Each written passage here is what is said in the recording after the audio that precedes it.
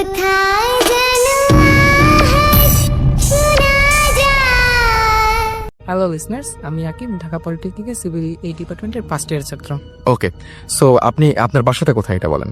আমি শাহজাহানপুর কলোনিতে থাকি। ওকে, আপনার ওইখানে যে ঘটনাটা ঘটেছিল তার আগে তো আপনি আমাদের ইমেল করেছিলেন, সেটা ইমেলের মাধ্যমে আপনাকে আজকে ডাকা হয়েছে এখানে। কি ঘটনা ঘটেছিল সেখানে? মূলত ঘটনাটা 5 থেকে 6 বছর আগের কথা। তো তখন শীতের সময় ছিলাম, আর তখন প্রতিবারের মধ্যে আমাদের বাসার সামনে ব্যাডমিন্টনের কোর্ট করা হয়।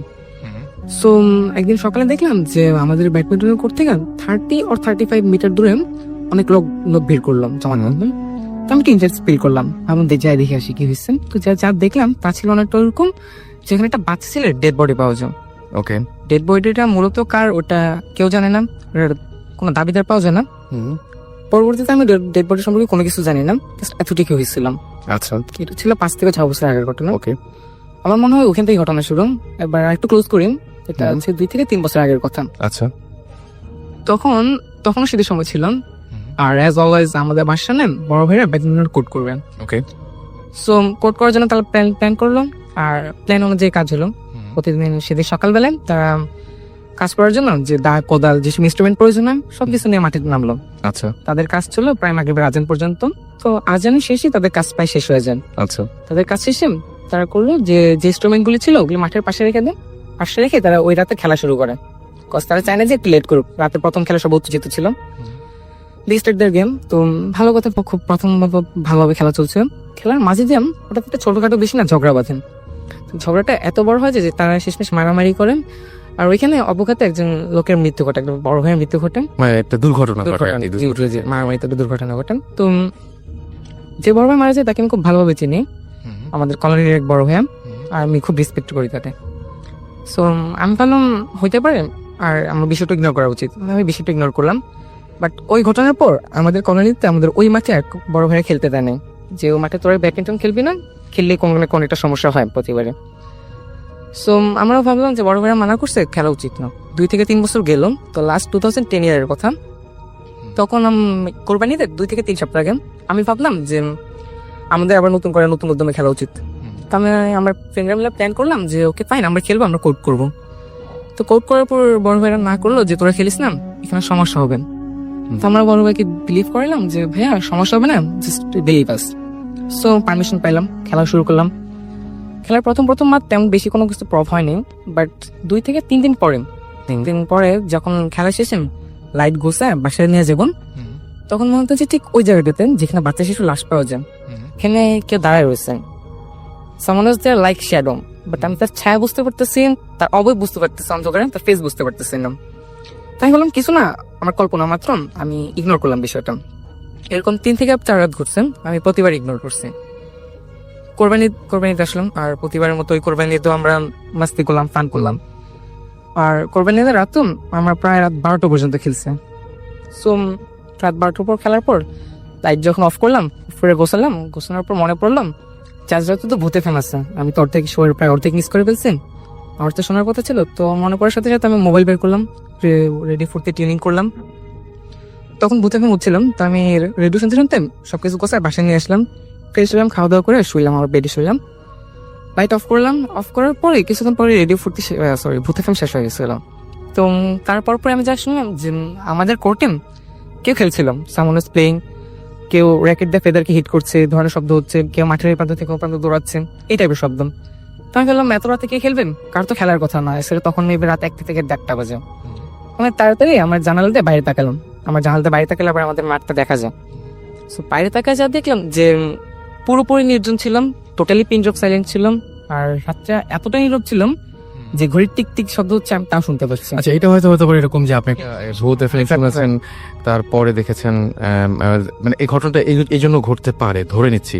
কিন্তু ফাইনালি আপনার ওইখানে যে ঘটনাটা ঘটেছিল, যেটা হচ্ছে আপনি আমাদের ইমেইলে লিখেছিলেন যে আপনার খালার বাসায় সম্ভবত ফুপুর বাসায় ছিলেন, রাইট? তো ফুপুর বাসায় ছিলেন, ওই দিনের ঘটনাটা আমি একটু জানতে চাই, যে ওই দিন আপনি যে আচ্ছা, তো চতুর্থ দিন সকালে আমি যা দেখলাম যে আমাদের মাঠের পাশে আমার এক ফ্রেন্ড বাপ্পি বসেছিলাম। তো আমি ভাবলাম কি হলো, এত সকাল বসে রয়েছে, আমি যা কথা বলি। বাপ্পিকে জিজ্ঞেস করলাম কি রে এত সকালে এখানে বসে রয়েছিস কেন? তো বাপ্পি বললো যে গত 3 রাত থেকে ঘুমোচ্ছে না, কজ আমি এই টাইপের শব্দ শুনছি। তাই বললাম ব্যাপারটা স্ট্রেঞ্জ, আমিও সেম শব্দ শুনতেছি। তো আমরা দুজন মিলে প্ল্যান করলাম যে ঠিক আছে আজকে রাতে আমরা জাগবো, জেগে দেখবো যে কে শব্দটা ফার্স্ট শুনবেন, আর যে শুনবে সে অন্যদেরকে কল করবে। ওকে প্ল্যান করা হলো। তো তখন সকাল বিকেল যখন হলো তখন আমার কথাটা মোটেও মনে ছিল না, যে আমি তো ভুলে গেছি আমার রাতে বেলা বাসায় থাকা লাগবে। আমি চলে গেছি আমার ফুফুর বাসায়, ঈদের ছুটিতে ঘুরতে গেলাম। ফুফুর বাসায় ছিলাম, রাতেও ছিলাম। ফুফু বললো যে থেকে যান, রাতের বাসায় গেছিলাম। তো আমি বললাম আমার ছুটি আছে, ঈদের ছুটি থেকে যাই। থেকে গেলাম। রাত 12টার দিকে হঠাৎ করে কল আসলো মোবাইলে। ফোনটা অন করে দেখলাম যে আমার আম্মু কল করছেন। আমি ফোন রিসিভ করলাম।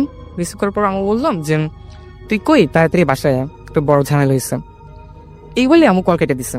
সো আমি ভাবলাম কি হলো, বাসায় যাওয়া উচিত। আমি আন্টিকে অত রাতে ডিস্টার্ব না করে বাসা থেকে বের হয়ে গেলাম। হাইটে আসতে আমাদের ওই বাসা থেকে হাইটে আসতে 20 থেকে 25 মিনিট টাইম লাগে। সো আমি হাইটে আসতেছিলাম, আর আস্তে আস্তে যখন মানে আমাদের বাসার খুব কাছাকাছি তখন আরেকটা কল আসলো মোবাইলে। রিসিভ করলাম, দেখলাম আমার সেম ফ্রেন্ড বাপ্পির কল। রিসিভ করার পর বাপ্পি বললো যে তুই কি ঘুমাই গেলি না, কেন জায়গা থাকিস, ঘুমাইস না? তাই বললাম আচ্ছা ঠিক আছে, আমিও জায়গা আছি, তুই ঘুমাইস না। এগুলো কল কাটলাম। কল কাটে যেই আমি আমাদের বিল্ডিং এর সামনে পা দিলাম, আমাদের মাঠটা থেকে তখন আমি 5 থেকে 7 মিটার দূরে। আমি যা দেখলাম তা ছিল অনেকটা ওরকম যে আমাদের মাঠে 4জন খেলছিল, গেম খেলছিল। আর তাদের ফার্স্ট টিমের ফার্স্ট প্লেয়ার ছিল একটা বাচ্চা শিশু, 5 থেকে 6 বছর। ফার্স্ট টিমের সেকেন্ড প্লেয়ার যে ছিল সে ছিল ঠিক ওই বড় ভাইটা যে ওই রাতে দুর্ঘটনায় মৃত্যু ঘটে। আর সেকেন্ড টিমের ফার্স্ট প্লেয়ার যে ছিল তা ছিল আমাদের কলোনির এক পরিচিত আঙ্কেল। তার সাথে আমি ওই দিন সকালবেলা কথা বলছি, সে খুব সুস্থ স্বাভাবিক। আর সেকেন্ড টিমের সেকেন্ড প্লেয়ার যে ছিল তা ছিল আমি। আচ্ছা, আপনি নিজেই আমি নিজেকে দেখছি যে আমার সামনে আমি দাঁড়িয়ে রয়েছি। আচ্ছা, তো আমি টোটালি শক হয়ে গেছিলাম। আমি জাস্ট তাকিয়ে রয়েছি, কোনো কিছু বলতে পারছিলাম না। আর এক মুহূর্তে তারা সবাই আমার দিকে তাকাইলো, 4 জনে। আর তাকানোর পর দৃষ্টিটা এতটা ভয়ানক ছিল যে আমি জাস্ট চিৎকার করছি, এতটুকু মনে আছে। আফটার দ্যাট আমার কোনো কিছু মনে নেই।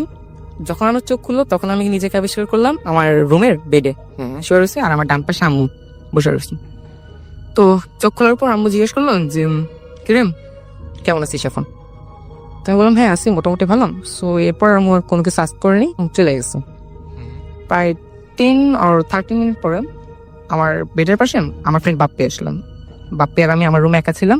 তো বাপ্পির সাথে আমি সবকিছু শেয়ার করলাম যে কি হলো ওই রাতে আমি কি দেখলাম। এই কিছুক্ষণ পর আম্মু খাবার নিয়ে ঢুকলাম।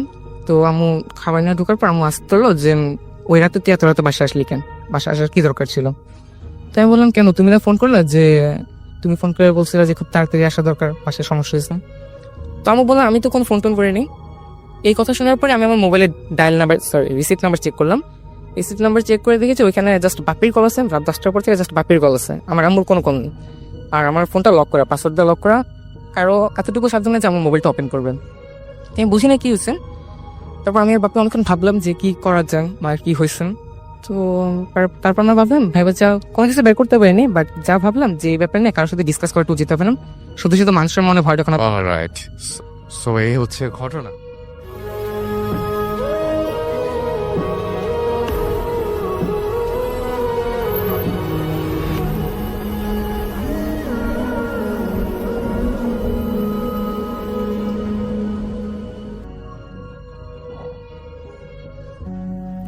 হ্যালো রাসেল ভাই, আসসালামু আলাইকুম। আমি আজকে আপনাকে একটা নতুন ঘটনা শেয়ার করতে যাচ্ছি। আমার নাম সিরাজুল ইসলাম, বাসা রংপুরে। আজকে যে ঘটনাটা আমি শেয়ার করব সেই ঘটনা ঘটেছিল আমার আম্মুর সাথে। এখানে বেশি কোনো চরিত্র নেই, আমি চেষ্টা করব সংক্ষিপ্ত আকারে বলার। ঘটনা শুনেছি আমার আম্মুর কাছ থেকে, তো আমি শুরু করতেছি। আমার আম্মুর বয়স যখন 17 বছর ছিল, সময়টা 1975-এর পরে এবং 1980 সালের আগে, এই সময়টাতে। তো তিনি যখন 17 বছর বয়স ছিলেন সে সময় তিনি তার বান্ধবীদের সাথে ঘোরাফেরা করতেন, স্কুলে যেতেন। সে সময় তো স্কুলে যাওয়া আসা আসলে খুব কম ছিল, সেই সময় ওনারা মাদ্রাসা পড়তেন। তো দেখা যায় যে মাদ্রাসা পড়ার জন্য তারা প্রতিদিন সকালবেলা মাদ্রাসা যাইতেন, মাদ্রাসা শেষ করে আর কিছু হলো বন্ধুদের সাথে আড্ডাবাজি করে বাসায় চলে আসতেন। সেই সময় আমার আম্মুর বয়স ছিল আনুমানিক 15 থেকে 16 বছর বয়স, সেই সময়কার এটা ঘটনা। যাই হোক, আমার কথার মাঝে কোনো ভুল টুটো হয়ে থাকলে ক্ষমা করে দিবেন, কারণ আমি এক্স্যাক্টলি ওনার কথাটা পুরোপুরি বলতে পারতেছি না। আমি যতটুকু চেষ্টা করতেছি একদম রিয়াল যেটা সেটা বলার। তো আমার আম্মুর বয়স যখন ওইরকম 15-16, সে সময় মাদ্রাসা যেতেন। পরবর্তীতে আগে একটা কথা ক্লিয়ার করি, ওনারা ভাই বোন অনেক ছিলেন। তো আমার আম্মুরা যেহেতু অনেকগুলো বোন ছিল, তো দেখা যায় যে কয়েক বোন মিলে তারা হলো আপনার মাদ্রাসায় যেতেন এবং মাদ্রাসা শেষ করে তারা হলো খেলাধুলা করতেন। তো এরকম করে চলতেছিল প্রতিনিয়ত। তো একদিন তারা সবাই মিলে মাদ্রাসা গেল এবং মাদ্রাসা শেষ করে আসার সময় তারা প্রতিদিন দেখে যে আমার আম্মু এবং তার বান্ধবীরা দেখে যে রেল লাইনের পাশে একটা পুকুরে অনেকগুলো মূর্তিকে মানে চুবিয়ে রেখেছে এবং কিছু কিছু মূর্তি সাইডে রাখছে, যেগুলোকে আসলে ওইভাবে চুবানোর সময় হয়নি বা ফেলে রেখে গিয়েছে, বিষয়টা এরকম। তো তারা ভাবতেছে যে আসলে এগুলো মানুষ মানে কেন বানায় আর কেন এগুলো হচ্ছে এইভাবে ফেলাই দেয়। তারা আসলে হিন্দু ধর্ম সম্পর্কে ওইভাবে তারা সেই সময় বুঝতো না, কারণ ওখানে আমার নানুর বাড়ির আশেপাশে ওইভাবে হিন্দু মানুষ ছিল না, যার কারণে হিন্দু যে আচারের দৃষ্টিকে মানে কালচারগুলো তারা জানতো না। তো তারা হলো পুকুরে নামে এবং দেখতে থাকে যে আসলে এগুলো এক ধরনের মূর্তি, যেগুলো পোয়াল দিয়ে বানানো হয়েছিল। আমি আসলে একটু দুঃখিত, এখানে আমি হিন্দু ধর্মের কাউকে আঘাত করতে চাই না, তো আসলে যেটা সত্য আমি সেটাই বলার চেষ্টা করতেছি। তো দেখে যে তারা দেখে, আমার আম্মু এবং বান্ধবীরা দেখে যে এগুলো হলো পোয়ালের দ্বারা তৈরি করা হয়েছিল। আসলে পানিতে ভিজানোর কারণে অনেকগুলো শরীর থেকে মাটি খসে গিয়েছে, যার কারণে আসলে পোয়ালের স্তূপটা দেখা যাচ্ছিল। তো কিছু কিছু আবার মূর্তি সাইডে রাখা ছিল, যেগুলো আসলে পানিতে চুবানো হয়নি, সাইডে দাঁড় করে রাখা হয়েছিল। তো আমার আম্মু এবং তার বান্ধবীরা আসলে দুষ্টুমি করে তারা হলো সেই সমস্ত দাঁড়িয়ে থাকা মূর্তিগুলোকে পানির মধ্যে ফেলায়া সেগুলোকে পানির মধ্যে চুবায় আর কি। তো এরপর তারা বাসায় চলে আসে। বাসায় চলে আসার পর সন্ধ্যার দিকে আমার আম্মুর শরীরে আমার নানি দেখে যে প্রচণ্ড পরিমাণ জ্বর আসছে। তিনি এতটাই জ্বর আসছে তার শরীরে যে তিনি আসলে মানে ভুলভাল বকতেছে, কি বলতেছে আর কি বলতেছে না ঠিক নেই। তো এরকম করে চলতে থাকে। পরে হঠাৎ করে সে সময় তো আর কবিরাজ বা হুজুর আনা সম্ভব হচ্ছে না। তো আমার নানু তারপরের দিন সকালের দিকে কবিরাজ একটা নিয়ে আসে। তো কবিরাজ নিয়ে আসার পর কবিরাজ হলো আমার আম্মুকে দেখে যে আসলে হ্যাঁ তার উপরে একটা খারাপ জিন একটা আসর করেছে। তো আমার নানু জিজ্ঞেস করে যে কি হবে যে এই জিন আসর করলো। পরে আমার আম্মুর মাধ্যমেই বলাবে এরকম ভাবে কবিরাজটা বললো যে দাঁড়ান একটু অপেক্ষা করেন, আপনার মেয়ে সবকিছু নিজে থেকে বলবে কি হেতে কি হয়েছে। পরবর্তীতে সেই কবিরাজের একটা হলো কবিরাজ বলে যে আমাকে একটা বাটি আর সেখানে কিছু সরিষার তেল আমাকে দেন। তো যথারীতি তাই করা হলো, ওনাকে একটা বাটি এবং কিছু সরিষার তেল দেওয়া হলো। তিনি সেই কবিরাজের সরিষার তেলের মধ্যে আঙ্গুল একটা আমাদের হাতের ছোট আঙ্গুলটা দিয়ে কি যেন বলে বলে ফুক দিচ্ছে, এরকম করে অনেকক্ষণ চলতে থাকে। ঠিক কিছুক্ষণ পরে উনি হলো তার দোয়া বা চূড়া এগুলো পড়া বন্ধ করেন এবং বলেন যে এই বাটির থেকে কিছু তেল নিয়ে আমার আম্মুর আর কি দুই বুড়ো আঙ্গুলের 2 আঙ্গুলে আর কি মেখে দিতে নখের মধ্যে। তো তাই করা হলো, আমার আম্মুর 2 হাতের বুড়ো আঙ্গুলের নখে মেখে দেওয়া হলো। পরে বলা হলো যে 2 হাত একসাথে রেখে মানে 2 আঙ্গুলের হলো নখের মধ্যে তাকাতে। পরে আমার আম্মু ওইরকম করলো, 2 হাত একসাথে করে নখের দিকে তাকাচ্ছে এবং তারপরে হলো উনি কি জানি দোয়া পড়ে আমার আম্মুকে ফুঁক দিল এবং সঙ্গে সঙ্গে আমার আম্মু একটা শরীর ঝাঁকি দিয়ে উঠলো। এবং তারপরে সেই কবিরাজটা জিজ্ঞেস করলো যে তুই কোথা থেকে এসেছিস। পরে সেই আমার আম্মু হলো ওই জিনের পক্ষ হয়ে বলতেছে যে আমি ওই রেল স্টেশনের সাইডে যে পুকুরে আমি এখানে দীর্ঘদিন ধরে আছি। আমি একটা মূর্তির মধ্যে ছিলাম, কিন্তু হিন্দুরা তাদের উৎসব পালন করার পর এই মূর্তিটা এখানে ফেলে রেখে চলে যায়। তো আমি এই মূর্তিটাকে অনেক ভালোবাসতাম, যার কারণে আমি তার শরীরে তখন থেকে অনেক আগের থেকে ছিলাম। তো এই মেয়ে আমার এই মূর্তির মধ্যে পাড়া দেয় এবং পানির মধ্যে চুবিয়ে মানে হাসি ঠাট্টা করে, যা আমার অপমান বোধ করেছে, যে কারণে আমি একে ধরছি, আমি একে ছেড়ে দেব না। পরবর্তীতে হুজুর বা ওই কবিরাজ আর কি ওই জিনকে ধমক টমক দেয় যে আমি তো কিন্তু বন্দি করে ফেলবো, তুই চলে যা।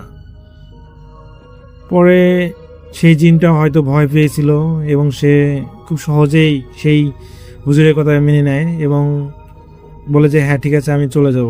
এখন হুজুর তো চিন্তা করতেছে তুই যে চলে যাবি তা আবার যে আসবি না তার কিছু প্রমাণ। বললো যে হ্যাঁ আমি আর চলে যাবে, আমি আর আসবো না। আর পরে হুজুর জিজ্ঞেস করে আচ্ছা তুই যে চলে যাবি তার প্রমাণ কি, আমরা বুঝবো কীভাবে যে তুই চলে গেছিস। পরে জিনটা বলে দেয় ওই যে আপনাদের যে বড় আম গাছটা দেখা যাচ্ছে না, আমি ওখানকার একটা আম ডাল ভেঙে চলে যাব। তো যথারীতি সেই জিনটা সেই কাজটা করে চলে যায়। তো তারপর থেকে আমার আম্মু সুস্থ হয়েছিল, কিন্তু তারপরও মাঝে মাঝে এফেক্ট হয়ে যায়, ওনাকে মাঝে মাঝে এফেক্ট করতো, কিন্তু দীর্ঘস্থায়ীভাবে কোনো ক্ষতি বা কোনো কিছু করেনি। এভাবে যখন তার বয়স 18 পূর্ণ হয় তারপর থেকে আর কোনো জিন বা কোনো কিছু তাকে আক্রমণ করতে পারেনি। আর এখন পর্যন্ত আমার আম্মু সুস্থ আছে, তাকে এখন পর্যন্ত কোনো জিন ধরেনি। তো রাসেল ভাই এই ছিল ঘটনা। আমি এখানে জানি যে ডাল ভাঙার বিষয়টা অনেক ঘটনা তো আমিও শুনেছি, কিন্তু সত্যি কথা বলতে এই ঘটনার সাথেও এটা মিলে গেছে যে ওই জিনটা যাওয়ার সময় একটা ডাল ভেঙে চলে গিয়েছিল। এটা একটা রিয়েল ঘটনা।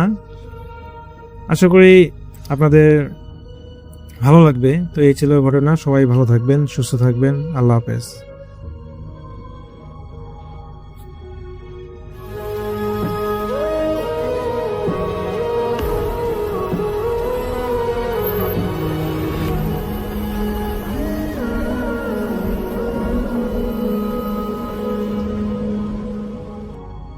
কি করেছেন তার নাম তিনি লিখেছেন যে আমার নাম শিমুল মাহমুদ, আমার এই 24, আমি যাত্রাবাড়ি থাকি। আমি অনার্স 3rd ইয়ারে পড়ছি জগন্নাথ ইউনিভার্সিটিতে। আমার জীবনে ঘটে যাওয়া একটি ঘটনা, যেটিকে তিনি বলছেন যে অলৌকিক একটি রাত রয়েছে। ওকে, তো আমরা ঘটনাটা শুনি। ঘটনাটা ঘটেছিল আজ থেকে প্রায় 6 বছর আগে, 2004-এ। আমার দেশের বাড়ি বিক্রমপুরে। আমার দাদি গ্রামের বাসায় একা থাকে। কোরবানির ঈদের সময় প্রতিবার বাবা কোরবানি দিতেন এবং সেবারও তিনি কোরবানি দিয়েছিলেন। এবং ঘরের বড় ছেলে হওয়ার কারণে প্রতিবার দাদির কাছে মাংস নিয়ে যাওয়ার দায়িত্ব থাকতো আমার ওপরে। তাই সেইবারও ব্যতিক্রম ছিল না। সেইবার তিনি যেটা বলছেন যে কষাই পেতে একটু দেরি হয়েছিল, তাই আমাদের গরু জবাই দিতেও দেরি হয়েছিল। একটু দেরি প্রায় দুপুর 3টা বাজে এবং গরু কেটে মাংস ভাগাভাগি করতে প্রায় 6টা বেজে যায়। বাবা আমায় বলল যা তো দাদিকে তার মাংস দিয়ে আয়। আমি তাই সন্ধ্যা 6:30-এর দিকে রওনা দিলাম এবং আমার দাদির গ্রামের নাম ছিল, যে নামটা ছিল সেটা হচ্ছে বাগবাড়ি। এবং বাড়িতে যেতে হলে তার যেটা করতে হয় সেটা হচ্ছে কামারখাড়া নামক একটা জায়গায় আছে, সেখানে বাস থামায়। এরপর 20 মিনিটের রাস্তা হেঁটে যেতে হয়, কিন্তু দুর্ভাগ্যবশত জ্যামের কারণে কামারখাড়া পৌঁছাতে দেরি হয়ে যায়। প্রায় 8:30-এ আমি কামারখাড়ায় আসি। তারপর আমি হাঁটা শুরু করলাম। আমার গ্রামে তখন রাত 8:30-এ নামে। 8:30-এ গভীর রাত, স্বাভাবিক যে গ্রামে এরকম সময় অনেক রাত হয়ে যায়। এবং রাস্তায় তখন একটা মানুষকেও দেখলেন না তিনি। আর মাত্র 5 মিনিট বাসায় যেতে মাত্র 5 মিনিট বাকি। এই সময় একটা ঘটনা ঘটলো তার কাছে। তিনি দেখলেন যে খালি গায়ে লুঙ্গি পরা একটা মানুষ তার দিকে এগিয়ে আসছে এবং তিনি ভাবলেন এত রাতে কি আসছে। যখন সে সামনে আসলো, লোকটা তিনি দেখতে পেলেন যে আমার দাদির বাসার পশ্চিম পাশের বাড়ির ফারুক চাচা। আমি বললাম, চাচা আপনি এখানে এত রাতে কি করছেন? তখন কিছুক্ষণ চুপ থেকে সে বলল, তোমার দাদি তোমাকে নিতে পাঠিয়েছে। তাই কথা না বাড়িয়ে তিনি যেটা করলেন সেটা হচ্ছে হাঁটতে, যে কথা না বাড়িয়ে আমরা হাঁটতে লাগলাম। পথে চাচা আমাকে আর একটা কথাও জিজ্ঞেস করলেন না। যখন আমরা বাড়ির উঠোনে তখন দেখলাম যে দাদির বাসা ছাড়াও আশেপাশের সব বাসার লাইট অফ। আমি যখন দরজা নক করব, দাদি তখন চাচা বলল দাঁড়াও। আমি চাচাকে বললাম কি হয়েছে চাচা? তখন চাচা পশ্চিম পাশের যে গেটটা আছে সেই গেটটা দিয়ে বাইরে চলে গেল এবং তিনি বহুদূর পর্যন্ত বাইরে বের হয়েও দেখলেন যে তার চাচা নেই, এবং চাচা নাই, ভাবলেন যে চাচা হয়তো বাসায় চলে গেছে। কিন্তু তখন মন একটু কেমন যেন করে উঠল, কারণ চাচার স্বভাব তো এরকম নয়। পরে আমি দাদির ঘরে নক করলাম, দাদি দরজা খুলে আমাকে দেখে খুব খুশি হলেন।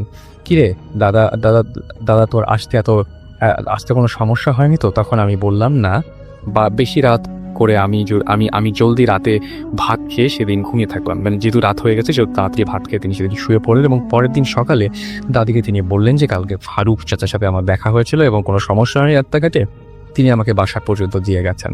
এবং সেই সময় তখন তার দাদি তাকে বললেন যে ফারুক চাচা কিভাবে তোর সাথে আসবে? সে তো 3 দিন আগে মারা গেছে। এবং এ কথা শোনার পর আমি তখন এক মুহূর্ত দেরি করিনি, সাথে সাথে সেখান থেকে এসে পড়ি। কিন্তু আজ পর্যন্ত আমার কোনো সমস্যা হয়নি। এরপর অনেকবার গ্রামে গিয়েছি, কিন্তু টাকা দেওয়ার সাহস এখন পর্যন্ত হয়নি আমার। মানে এই ঘটনাটা আমি যখন পড়লাম, খুব অদ্ভুত একটা ব্যাপার ঘটলো। আমি অনেকের কাছে মনে হবে যে একই ধরনের ঘটনা, হ্যাঁ সত্যি একই ধরনের ঘটনায় সমস্ত বাংলাদেশের সবার সাথে নানাভাবে ঘটছে, একই টাইপের ঘটনা হয়তো ঘটছে, একই ঘটনা ঘুরে ফিরে আসছে। কিন্তু আমার প্রশ্ন হচ্ছে যে একই টাইপের ঘটনা আপনারা শুনছেন, হয়তো বিভিন্ন জায়গাটা পরিবর্তন হচ্ছে, মানুষগুলো পরিবর্তন হচ্ছে, কিন্তু ঘটছে কেন? এই ঘটনাগুলো ঘটছে কেন? আমরা কিন্তু কখনোই যাদের সাথে মিশছি, আপনি হয়তো স্কুল, ইউনিভার্সিটি বা যে কোনো জায়গায় যাচ্ছেন, যে কারোর সাথে মিশছেন, বাট কোনো সময় কিন্তু আপনি জিজ্ঞেস করছেন না যে আচ্ছা, মানে কোনো সময় কিন্তু আপনি চেক করছেন না যে যার আসার কথা ছিল সেই এসছে নাকি অন্য কেউ এসছে, বা আপনি যাকে সামনে দেখছেন সে কি আসলে একজন জীবিত মানুষ নাকি একজন মৃত মানুষ। আমরা কোনো সময় কিন্তু ট্রাই করি না, আমরা কোনো সময় ভাবতেও পারি না যে এরকম কোনো কিছু হতে পারে। কিন্তু কয়েক সপ্তাহ ধরে আমরা দেখছি যে এরকম অনেক এক্সপিরিয়েন্স হচ্ছে বিভিন্ন জায়গায়, বিভিন্ন সময়। ম্যাক্সিমাম ক্ষেত্রে যেটা হয় যে উপকার করতেই আসে এবং আত্মীয় স্বজনের রূপ নিয়ে আসে, সাধারণত পরিচিত মানুষের রূপ নিয়ে নাকি আসে এরা, এবং তারা নানাভাবে আমাদের হেল্প করে যায়। কারা এরা? আপনার সাথে যদি এরকম কোনো ঘটনা ঘটে থাকে তাহলে আমাদের এসএমএস-এর মাধ্যমে শেয়ার করতে পারেন, লিখে ফেলুন।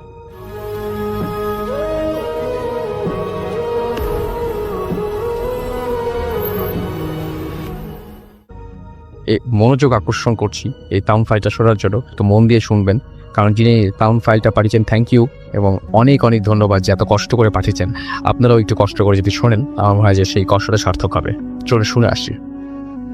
আইপিএল, আমার প্যাসেঞ্জার জয় এবং দীপ। তো আমরা ইন্টার সেকেন্ড ইয়ারের ছাত্র। তো আসলে আমরা আপনাদের সাথে একটা রিয়েল লাইফের ঘটনা শেয়ার করতে যাচ্ছি। ঘটনাটা শুরু হচ্ছে ছাতকের রাজবাড়ি থেকে। রাজবাড়িটা হচ্ছে আপনার ইন্ডিয়া এবং বাংলাদেশের বর্ডারে বাঁশপল একটা জায়গায় অবস্থিত। আমাদের বন্ধু জয়, প্রথম ওর বাড়ি হচ্ছে ছাতক, ওই আমাদের এসে বলে যে এখানে একটা রাজবাড়ি আছে, চল তোরা যাবে কিনা। তা আমরা সায়েন্সের বলতে এগুলো কোনোদিন বিশ্বাস করি না। তো আমরা বলছি ওকে চলা যায়, টিকিটটা হয়ে যাবে, আনন্দ হয়ে যাবে, একটা দিন খুব এনজয়। তা আমাদের প্ল্যান ছিল আমরা ওই দিন সারা রাত থাকবো, দেখি কোনো ফুর্ত দেখে কি। গত বছরে মানে ইয়ার চেঞ্জের পরেই আমাদেরকে ভ্যাকেশন ছিল, তো সব মাঝে মাঝে সময় আমরা ওইখানে যাই। তো আমরা সন্ধ্যা 7টার দিকে ওইখানে রাজবাড়িতে যাই উপস্থিত হই। আমরা যাই দেখি একজন বৃদ্ধ চাচা, উনি তামাক টানতেছে। তবে তাদের বলি তাতে আমরা যেখানে থাকবো এখানে কোনো ব্যবস্থা আছেই না থাক। তো তাতে বলে বাবারা তোমরা আসছো কিন্তু এখানে তো থাকা ঠিক তোমাদের জন্য উপযুক্ত না। আমরা বলি না চাচা, আমরা 4 জন আছি, 4 বন্ধু, আমাদের কিছু হবে না, আমাদের ল্যাপটপ গান শুনতে আবার চলবে। তো তাতে এক পর্যায়ে রাজি হয়ে যায়, অনেক কথাবার্তা বক্ত দেন। তাদের আমরা বললাম যে তাদের এখানে খাওয়া দাওয়ার দিল হতা। তো চাচা বললো আপনি এখান থেকে 0.5 কিলোমিটার দূরে একটা বাজার আছে, বাজার থেকে তোমরা খাওয়া দাওয়া আনতে পারো। তো আমি আর আমার এক বন্ধু সৌরভ গেলাম খাওয়া আনতে, আর জয় আর দীপ তারা বিছনা ঠিক করতেছে, ল্যাপটপ বসাইতো। তো ওইখানে ঠিক আমি 9টার দিকে আমি আর সৌরভ আসি খাওয়া দাওয়া নিয়ে। তো আসে আমরা খাওয়া দাওয়া করি। চাচা ওইদিকে ওর চাচার বাড়িতে চলে যায়, চাচার বাড়ি পাশের গ্রামে, এখান থেকে 2 কিলোমিটার দূরে। তা আমরা ঠিক খাওয়া দাওয়া শেষে একটু ঘুমায় যাই, গান এদিকে চলতেছে ল্যাপটপে। তো আর কি করবো, হঠাৎ 11টার দিকে আমাদের সবার ঘুম ভেঙে যায়। আসলে ঘুম ভাঙার কাহিনীটা হচ্ছে যে আমাদের কান চেঞ্জ হয়ে যায় ল্যাপটপ থেকে। তো আসলে তখন গানটা হইতেছিল যে পুরোনো দিনে একটা স্যাড সং তুলতেছিল খুব করুণ স্বরে। গানটা আমার ঠিক মনে নাই, এখন মনে করতে পারছি না। তো গানটা চলতেছে, হঠাৎ গানটা বন্ধ। আমরা একটা পায়ের শব্দ শুনতে পাই। পায়ের শব্দ শুনে আমাদের খুব কাহিল অবস্থা, কিরে কাহিনী কি, আমরা এখানে এসে পুলটুল করলাম না তো। আর এদিকে দেখি আমাদের ল্যাপটপের চার্জ হবে এবং ল্যাপটপটা বন্ধ হয়ে গেছে। ল্যাপটপ বন্ধ হওয়ার সাথে সাথে আমাদের পায়ের শব্দ শেষ এবং চারদিক অন্ধ হয়ে যেত, কারণ আমাদের লাইটকে চালানো ছিল না। টোটাল আমাদের বন্ধু সৌরভ এ খুব সাহসী, এর টর্চ লাইটটা জ্বালানোর সাথে সাথে সে দেখি টপটাই হাতে ফালাই দিচ্ছে। 2-3 মিনিট সে মূর্ছিত ছিল। তা আমরা পানি টানি দিয়ে তারা গেলাম। তো উঠে বললো, মামা আমি যখন লাইটটা দিছি আমি একটা মেয়ে দেখতে পাইতে বলছো, এটা কুচ্ছির চেহারা একটা মেয়ে, আমার দেখে খুব খারাপ লাগছে না। তখন আমার আর কিছু মনে হয়। তা আমাদের দেখে এই ঘটনা শুনে আমাদের একদম হার্টবিট বেড়ে গেছে, কি রে কাহিনী কি, সব কি বলে। হঠাৎ আমরা আবার পায়ের শব্দটা শুনতে পাই। পায়ের শব্দটা শুনে আমরা বলি, চল সৌরভ দেখি আসলে ঘটনা 4 জন আছে, কিছু হবে না আমাদের। তা আমরা রুম থেকে বের হয়ে দেখি যে আমরা দিই তাড়াতাড়ি ওই রাত 9টার দিকে বেরিয়েছিলাম, উনি হাঁটতোস, খুব শব্দ করে হাঁটতোস। আমরা তাড়াতাড়ি করে ডাকি, তাড়াতাড়ি করে কি না চাপটা হাঁটতেছে, উনি আর আয় না। ও শব্দ নাই, খালি চাতায় ডাকি, আমাদের শব্দ শোনা যায়, আমাদের শব্দ আমরা আবার গ্যাগ শুনতে পাই, কিন্তু চাতা শোনে না। তো আমরা দৌড়ে তাড়াতাড়ি দিকে গেলাম, হঠাৎ দেখি চাতা নাই। আমাদের ঘটনা তো আমাদের মনে হয় না অনুকূলে, একে ভালো তো আমরা রুমে গিয়ে ঘুমিয়ে পড়ি, ঘুম দিলে বুটটুতের ভয় থাকবে। তা আমরা যে সবাই পানি টানি খেলাম, কারণ আমাদের ঘাম টাম বাইরেছিল। পানি খেয়ে আমরা সকালে জানছে, সকালে উঠে আমরা দেখি যে এদিকে ফুড পার্টি টাকি ডাকতেছে। ভোরে উঠে গেলাম, ভোরে উঠে উইথ ব্যাগ এন্ড ব্যাগেজ আমরা রওনা দিলাম। তো রওনা দেওয়ার পরে ভদ্রলোক আমাদেরকে, তাই আমরা যখন বাজারে আসি আমাদের জিজ্ঞেস করতে পারি, আপনারা কই আসছেন, আসলে আপনারা কই থাকতে আসছেন। আমি বললাম, ভাই আমরা তো এরকম একটা রাত্রে কাহিনী থাকলাম আমরা এই রাজবাড়িতে, চাপা ছিল, ওই লোকরে তো আমরা সকালে দেখিনি। তো আমাদের কথা শুনে ওই ভদ্রলোক খুব নার্ভাস হয়ে গেছে, কিরে এই ছেলেরা বলে চাপারা দেখছো। তো উনি বললো, আপনার যে চাপারা দেখছেন এই লোক তো গত 5 বছর আগে মারা। আমরা বলি, আপনি এসব কি বলেন, আমি কালকে চাঁদার লোকের কথা বলছি, চাঁদার লোকের বাজারে কয় বাজার টাজার করে নিলাম, কয় 4টার দিকে ভাই, আমি এই রাত 8-9টার দিকে। তো লোক আমাদের কথা কোনো মতো বিশ্বাস করছে না, আমরাও লোকের কথা বিশ্বাস করছি। লোক বলে, ঠিক আছে আমার সাথে চলেন, আপনি বাড়িতে আবার যাবেন। আমরা বলি, কেন? কয় তাপের কবরটা ওইখানে আছে, আমরা দেখে আনবো। তো আমরা কৌতূহলী হয়ে আমরা আবার বাড়িতে আসলাম, আইসা তিহি দেখি তাপের কবর। তারপর এখানে আরো লোকজন জমা হইলো, আমরা আসলে মেইন খবরটা শুনতে পাই যে এখানে রাজা জমিদার বাড়িতে অনেক আগে ছিল, এখানে দাতা থাকতো, ওনার বাপ দাদা জমিদার ছিল, উনি মারা গেছে গত 5 বছর আগে। তো এই ছিল ঘটনা, এবং ঘটনাটা শুনলেন আপনারা, কষ্ট করে সাউন্ড ফাইলটা পাঠিয়েছেন আমাদেরকে। কারো যদি কোনো ঘটনা শোনার পরে সেটার প্রতি কমেন্ট করার ইচ্ছা হয়, অবশ্যই আপনারা সেটা করতে পারেন। আর সেটা করার জন্য আমাদের SMS এর দরজা আপনাদের জন্য খোলা আছে, সেটাতে হচ্ছে ভূত FM।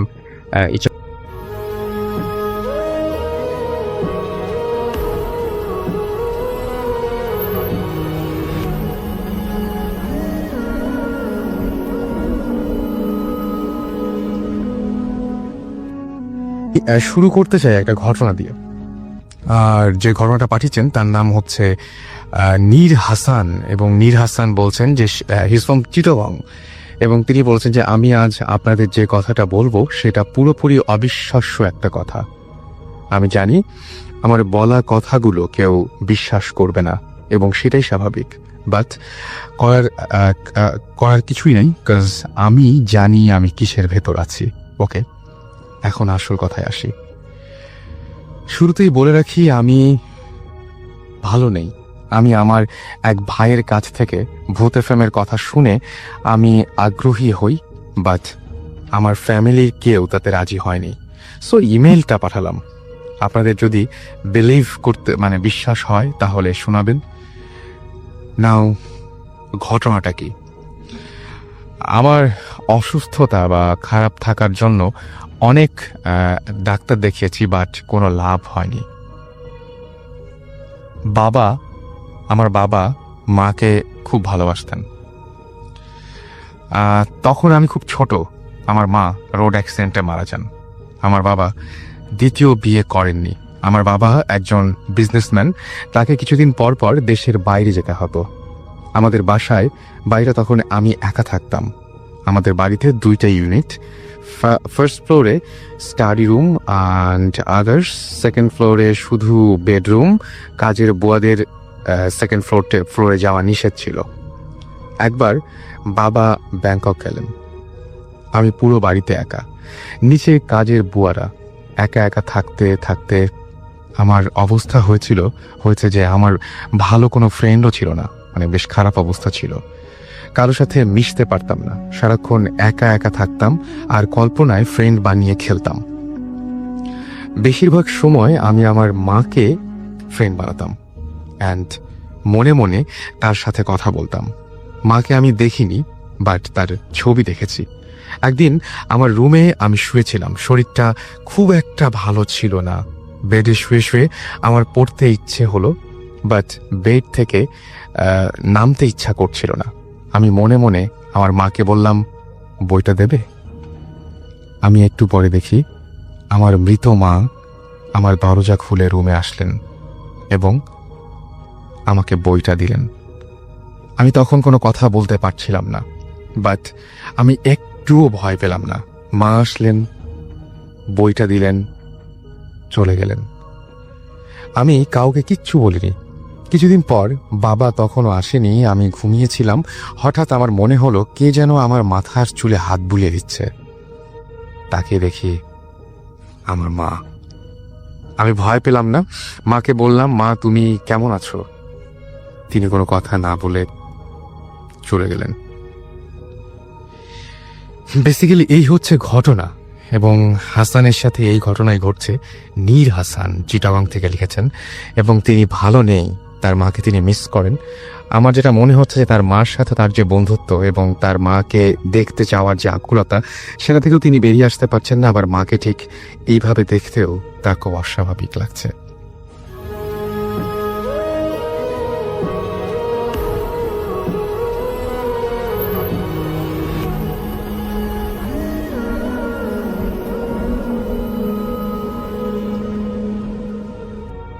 তাদেরকে আমরা কিছুক্ষণের মধ্যে পেয়ে যাব।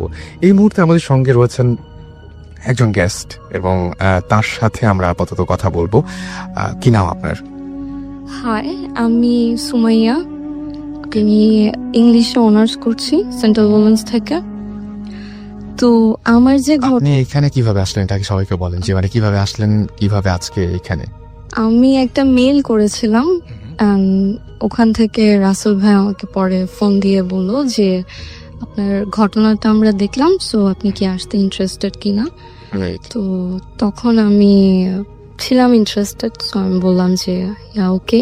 দেন বাসায় সবাইকে বলার পর বললো যে ওকে। তো এই তো আসা হলো। আচ্ছা, এবার আমরা ঘটনায় চলে যাই, সরাসরি ঘটনাটায় চলে যাই যে কি ঘটনা। আচ্ছা, ঘটনাটা হলো তখন আমি ক্লাস 9-এ পড়তাম চিটং এর একটা হস্টেলে। হস্টেলটার নাম আমি বলতে যাচ্ছি না, একদম বলতে হবে না। হ্যাঁ, তো ওখানে অ্যাডমিশন নেওয়ার পর থেকেই যারা আমার ক্লাসমেট ছিল, ওর যারা হোস্টেলের যে মেয়েরা ছিল অ্যান্ড মাসিরা ছিল, যারা ওইখানে আয়া ছিল, কাজ করতো, তো তারা অলওয়েজ বলতো যে কেয়ারফুল থাকবা, একা কখনো রাতে বের হবা না। অ্যান্ড আমাদের রাতে মাঠে নামা মানে নিষেধ ছিল, আচ্ছা, যে মানে বলতো যে যাবা না, অ্যাটলিস্ট একা কখনো যাবা না, ফ্রেন্ড কাউকে না কাউকে নিয়ে যাবা। আর আমাদের রুমগুলো আলাদা ছিল আর বাথরুমগুলো আলাদা ছিল, সো বলতো যে কখনোই একা যাবা না, কাউকে না কাউকে অবশ্যই নিয়ে যাবা। তো আমাদের হোস্টেলটার একটু ডিসক্রিপশন আমি দিই। সেটা হলো কি 5 তলা ছিল, 1 তলা থেকে 3 তলা পর্যন্ত যে স্কুল ছিল, স্কুলের মেয়েরা হাঁটতো। 4 তলায় ছিল শুধু কলেজের মেয়েরা। অ্যান্ড 5 তলাটা একদমই বন্ধ ছিল, 5 তলাটাতে কেউই থাকতো না, ইভেন কেউ মানে ওখানে যাওয়া হতো না, যাওয়া নিষেধ ছিল। আম, তো নিষেধ থাকার কারণ হলো কি ওখানে একটা ঘটনা ছিল। আগে নর্মালি 5 তলা পর্যন্ত মেয়েরা ছিল, তো 5 তলার শেষে একটা রুম ছিল, ওই রুমে নাকি 4টা মেয়ে থাকতো। তো 4টা মেয়ে থাকার পরে কিন্তু আমাদের হোস্টেলে একটা রুলস ছিল যে 11টার মধ্যে লাইট অফ হয়ে যাবে। আচ্ছা। তো লাইট অফ হয়ে যাওয়ার পরে নর্মালি শুধু করিডোরের লাইটগুলো থাকতো আর বাথরুমের লাইটগুলো থাকতো, আর সব লাইট বন্ধ হয়ে যেত। তো এরকম লাইট অফ হয়ে যাওয়ার পরে ওই 4টা মেয়ের মধ্যে একটা মেয়ে একদিন রাতে মোম জ্বালায় ও পড়তেছিল। তো পড়তে পড়তে এক সময় সে ঘুমায় যায়। ও ঘুমায় যাওয়ার পরে মানে মোমটা আর অফ করে নাই। সো মোমটা আস্তে আস্তে গলতে গলতে মশারিতে নাকি আগুন লেগে যায়। And আগুন আস্তে আস্তে ছড়ায় পড়ে, বাট ও তো বুঝে না। তো বাকি 3টা মেয়ে হুলস্থুল করে বের হলো, ওই মেয়েটা নাকি বের হতে পারে নাই, আচ্ছা সে ওখানেই মারা যায়। আচ্ছা। তো এইটা নিয়ে অনেক কিছু হয়েছে ফার্স্টে। তারপরে কিছুদিন বন্ধ ছিল রুমটা, তারপরে ক্লিন আপ করে আবার থাকা শুরু করে কিছু মেয়ে, বাট কেউই নাকি থাকতে পারতো না। সবাই কয়দিন পর পর মানে ব্লক টিচারের কাছে গিয়ে বলতো যে থাকবো না। তো কেন?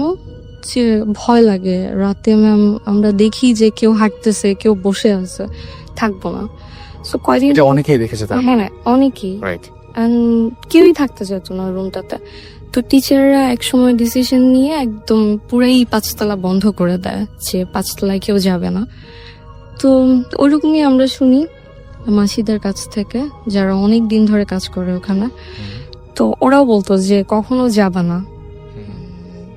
আর আমাদের যাওয়াটাও নিষেধ ছিল, এক ফ্লোর থেকে আরেক ফ্লোরে গেলে পারমিশন নিয়ে যেতে হতো, বাট যদি মানে পারমিশন ছাড়া কেউ যেত তো ওইটাতে আবার মানে টিচাররা দেখলে অনেক পানিশ করতো আর কি।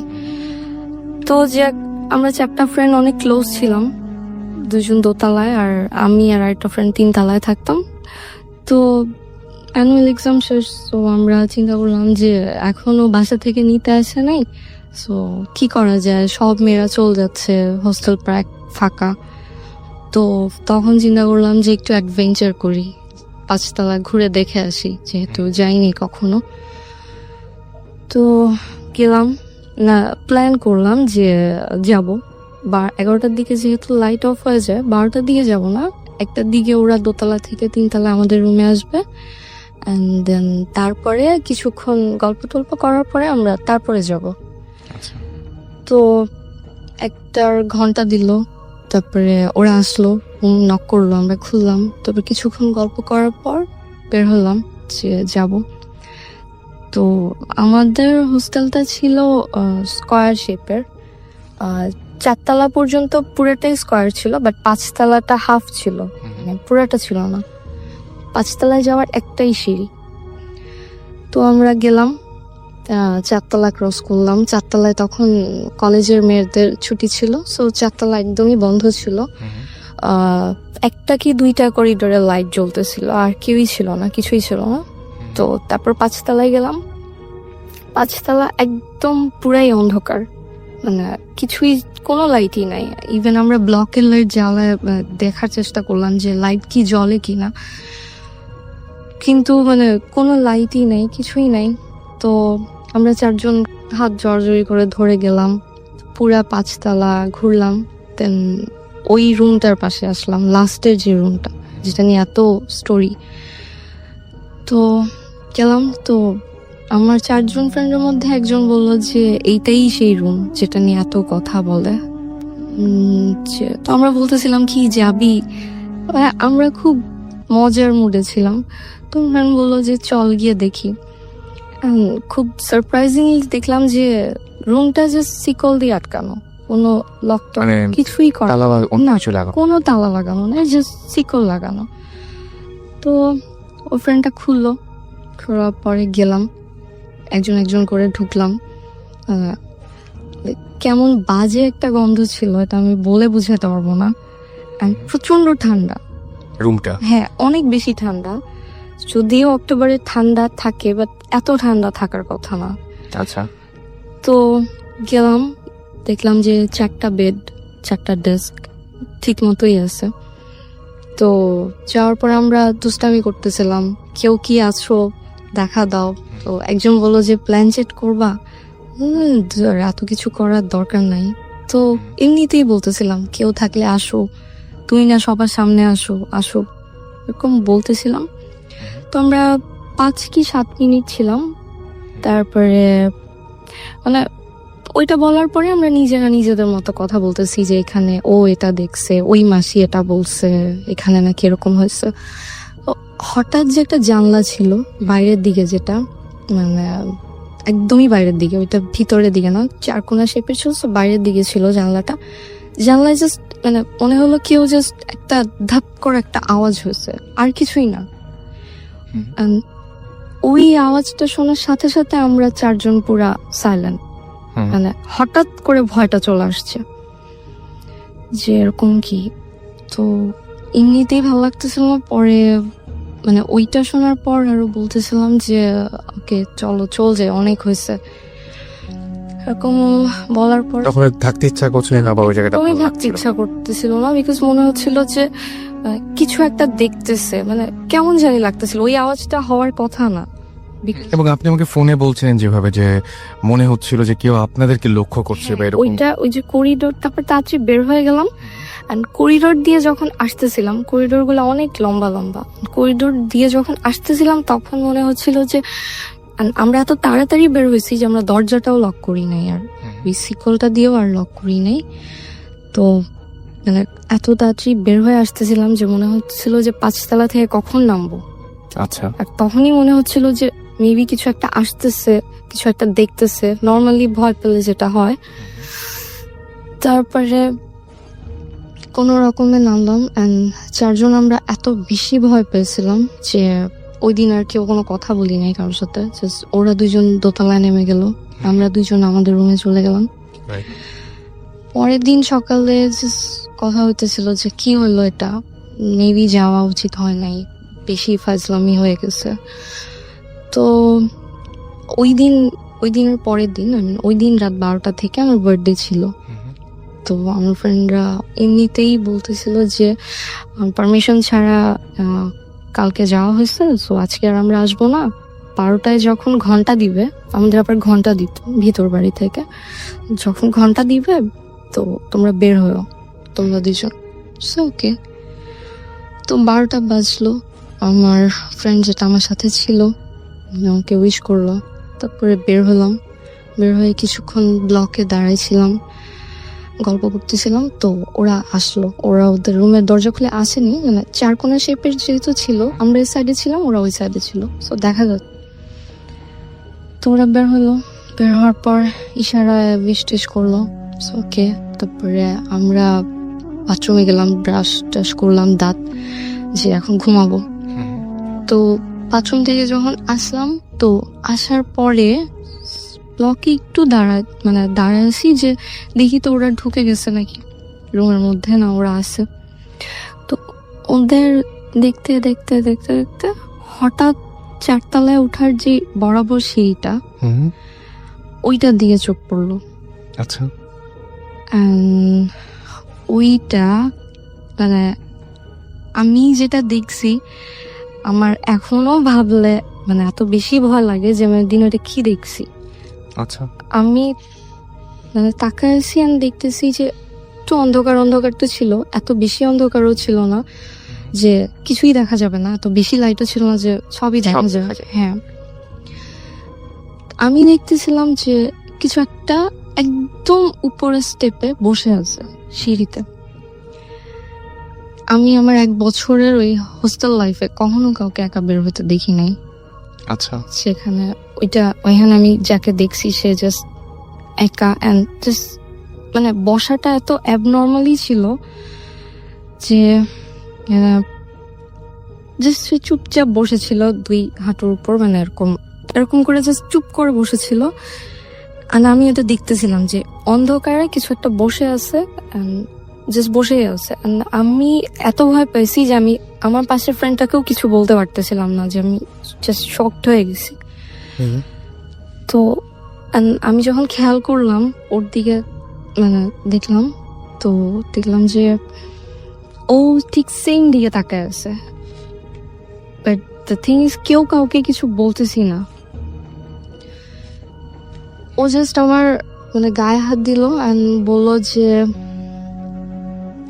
সুমাইয়া আমি যেটা আপনার সঙ্গে যে ফ্রেন্ডটা ছিল সেই হ্যাঁ, friend টা। ও আমাকে জাস্ট গায়ে হাত দিলেন, বললো সুমাইয়া আমি যেটা দেখতেছি তুইও কি সেটাই দেখতেছিস?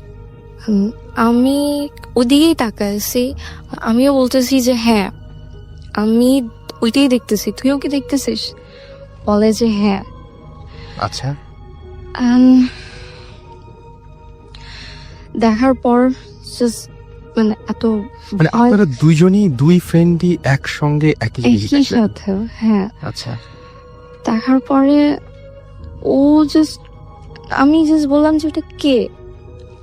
ও বললো যে জানি না। ও তো মানে এত বেশি কনফিউজ হয়ে গেছি দুজনের, এত বেশি ভয় পেয়ে গেছি যে নড়তেও পারতেছিলাম না। আচ্ছা, তো আমার ফ্রেন্ডটা জাস্ট শুধু আমার একটা হাত ধরলো and টেনে রুমে নিয়ে গেল, রুমে নিয়ে গিয়ে দরজা আটকা দিয়েছে। দরজা আটকা দিয়ে ও এমন ভাবে কাঁপতেছিল, মানে আমিও কাঁপতেছিলাম। আমার জাস্ট একটা জিনিস মনে হইতেছিল যে না আমি জানি না আমার কেন এটা মনে হয়েছে, আমি জাস্ট জোরে বলতেছিলাম যে চল অ্যাটলিস্ট একবার গিয়ে দেখে আসি। হুম, ও আমাকে ছাড়তেছিল না, ও বলতেছে যে না তুই এই রুম থেকে বের হবি না, তুই এই রুম থেকে বের হবি না। And ও আমাকে শেষ পর্যন্ত বের হতে দেয় নাই। সারা রাত আমি সূরা পড়ছি, আমার ফ্রেন্ড হিন্দু ছিল, ও ওটা করছে। And সারা রাত ওই দিন যে কিভাবে সারা রাত পার হয়েছে বলতে পারবো না। And তারপরে সকাল হওয়ার পরে ফ্রেন্ড যে দোতলায় যে দুইটা ছিল ওদের বললাম যে এরকম এরকম। ওরা ফার্স্টে বিশ্বাস করে নাই, আচ্ছা, ওরা বলতেছিল যে তা ফাজলামি করতেছিস, ওই দিন আমরা করছি এখন তোরা দুইজন আমার সাথে করতেছিস। তো আমরা বললাম যে না সিরিয়াসলি আমি যেটা দেখছি। And ও বললো যে হ্যাঁ তোরা ছিলি না তো, তোরা ভয় দেখাস নাই তো।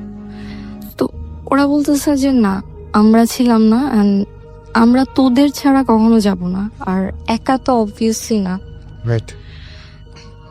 তো আমি আপনাকে দেখেও এখন বুঝতে পারছি যে আপনি বেশ ভয় পাচ্ছেন, এবং ফোনেও যখন বলছিলেন তখন আমার বলছিলেন। ওই সিনটা আমি আমার লাইফে কখনো ভুলবো না, মানে আমি এত ভয় পাইছিলাম। তারপরে এরকম হওয়ার পর আমার যে ফ্রেন্ডটা ওই যে আমার সাথে যে ছিল ওর তো অনেক ভয় পাইছিল, ওর খুব জ্বর চলে আসে, আচ্ছা, ওর খুব জ্বর চলে আসে। তো মানে শেষ পর্যন্ত এমন হয় যে 3 দিন পর ওর প্যারেন্টসকে কল দেওয়া হয় যে আপনারা ওকে এসে নিয়ে যান, ওর খুব জ্বর অ্যান্ড ও কিছু একটাতে মানে খুব ডিস্টার্ব। বাট আমরা তো আর হোস্টেলের টিচারদের ওটা বলতে পারতেছিলাম না যে আমরা ওখানে আসলে গেছি। সো তারপরে ওকে নিয়ে যায়, তারপরে আমরাও আমাদের প্যারেন্টসকে ফোন দিই যে এমনিতেই তো ভ্যাকেশন চলে আসছে, সো আমরা কিছুদিন আগেই চলে যাই ছুটি টুটি নিয়ে।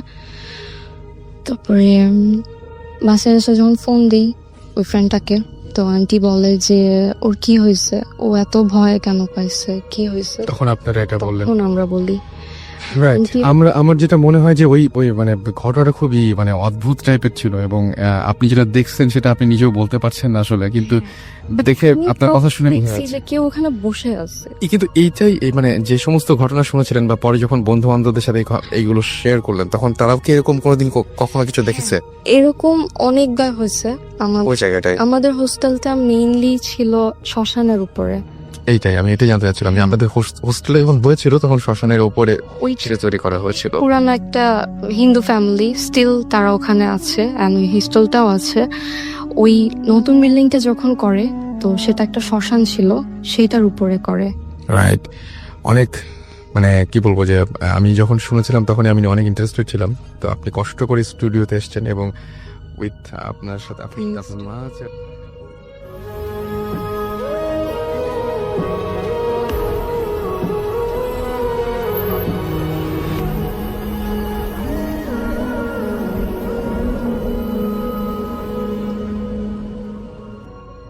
সো এখন চলে যাব সরাসরি আপনার সাথে আপনার ঘটনায়।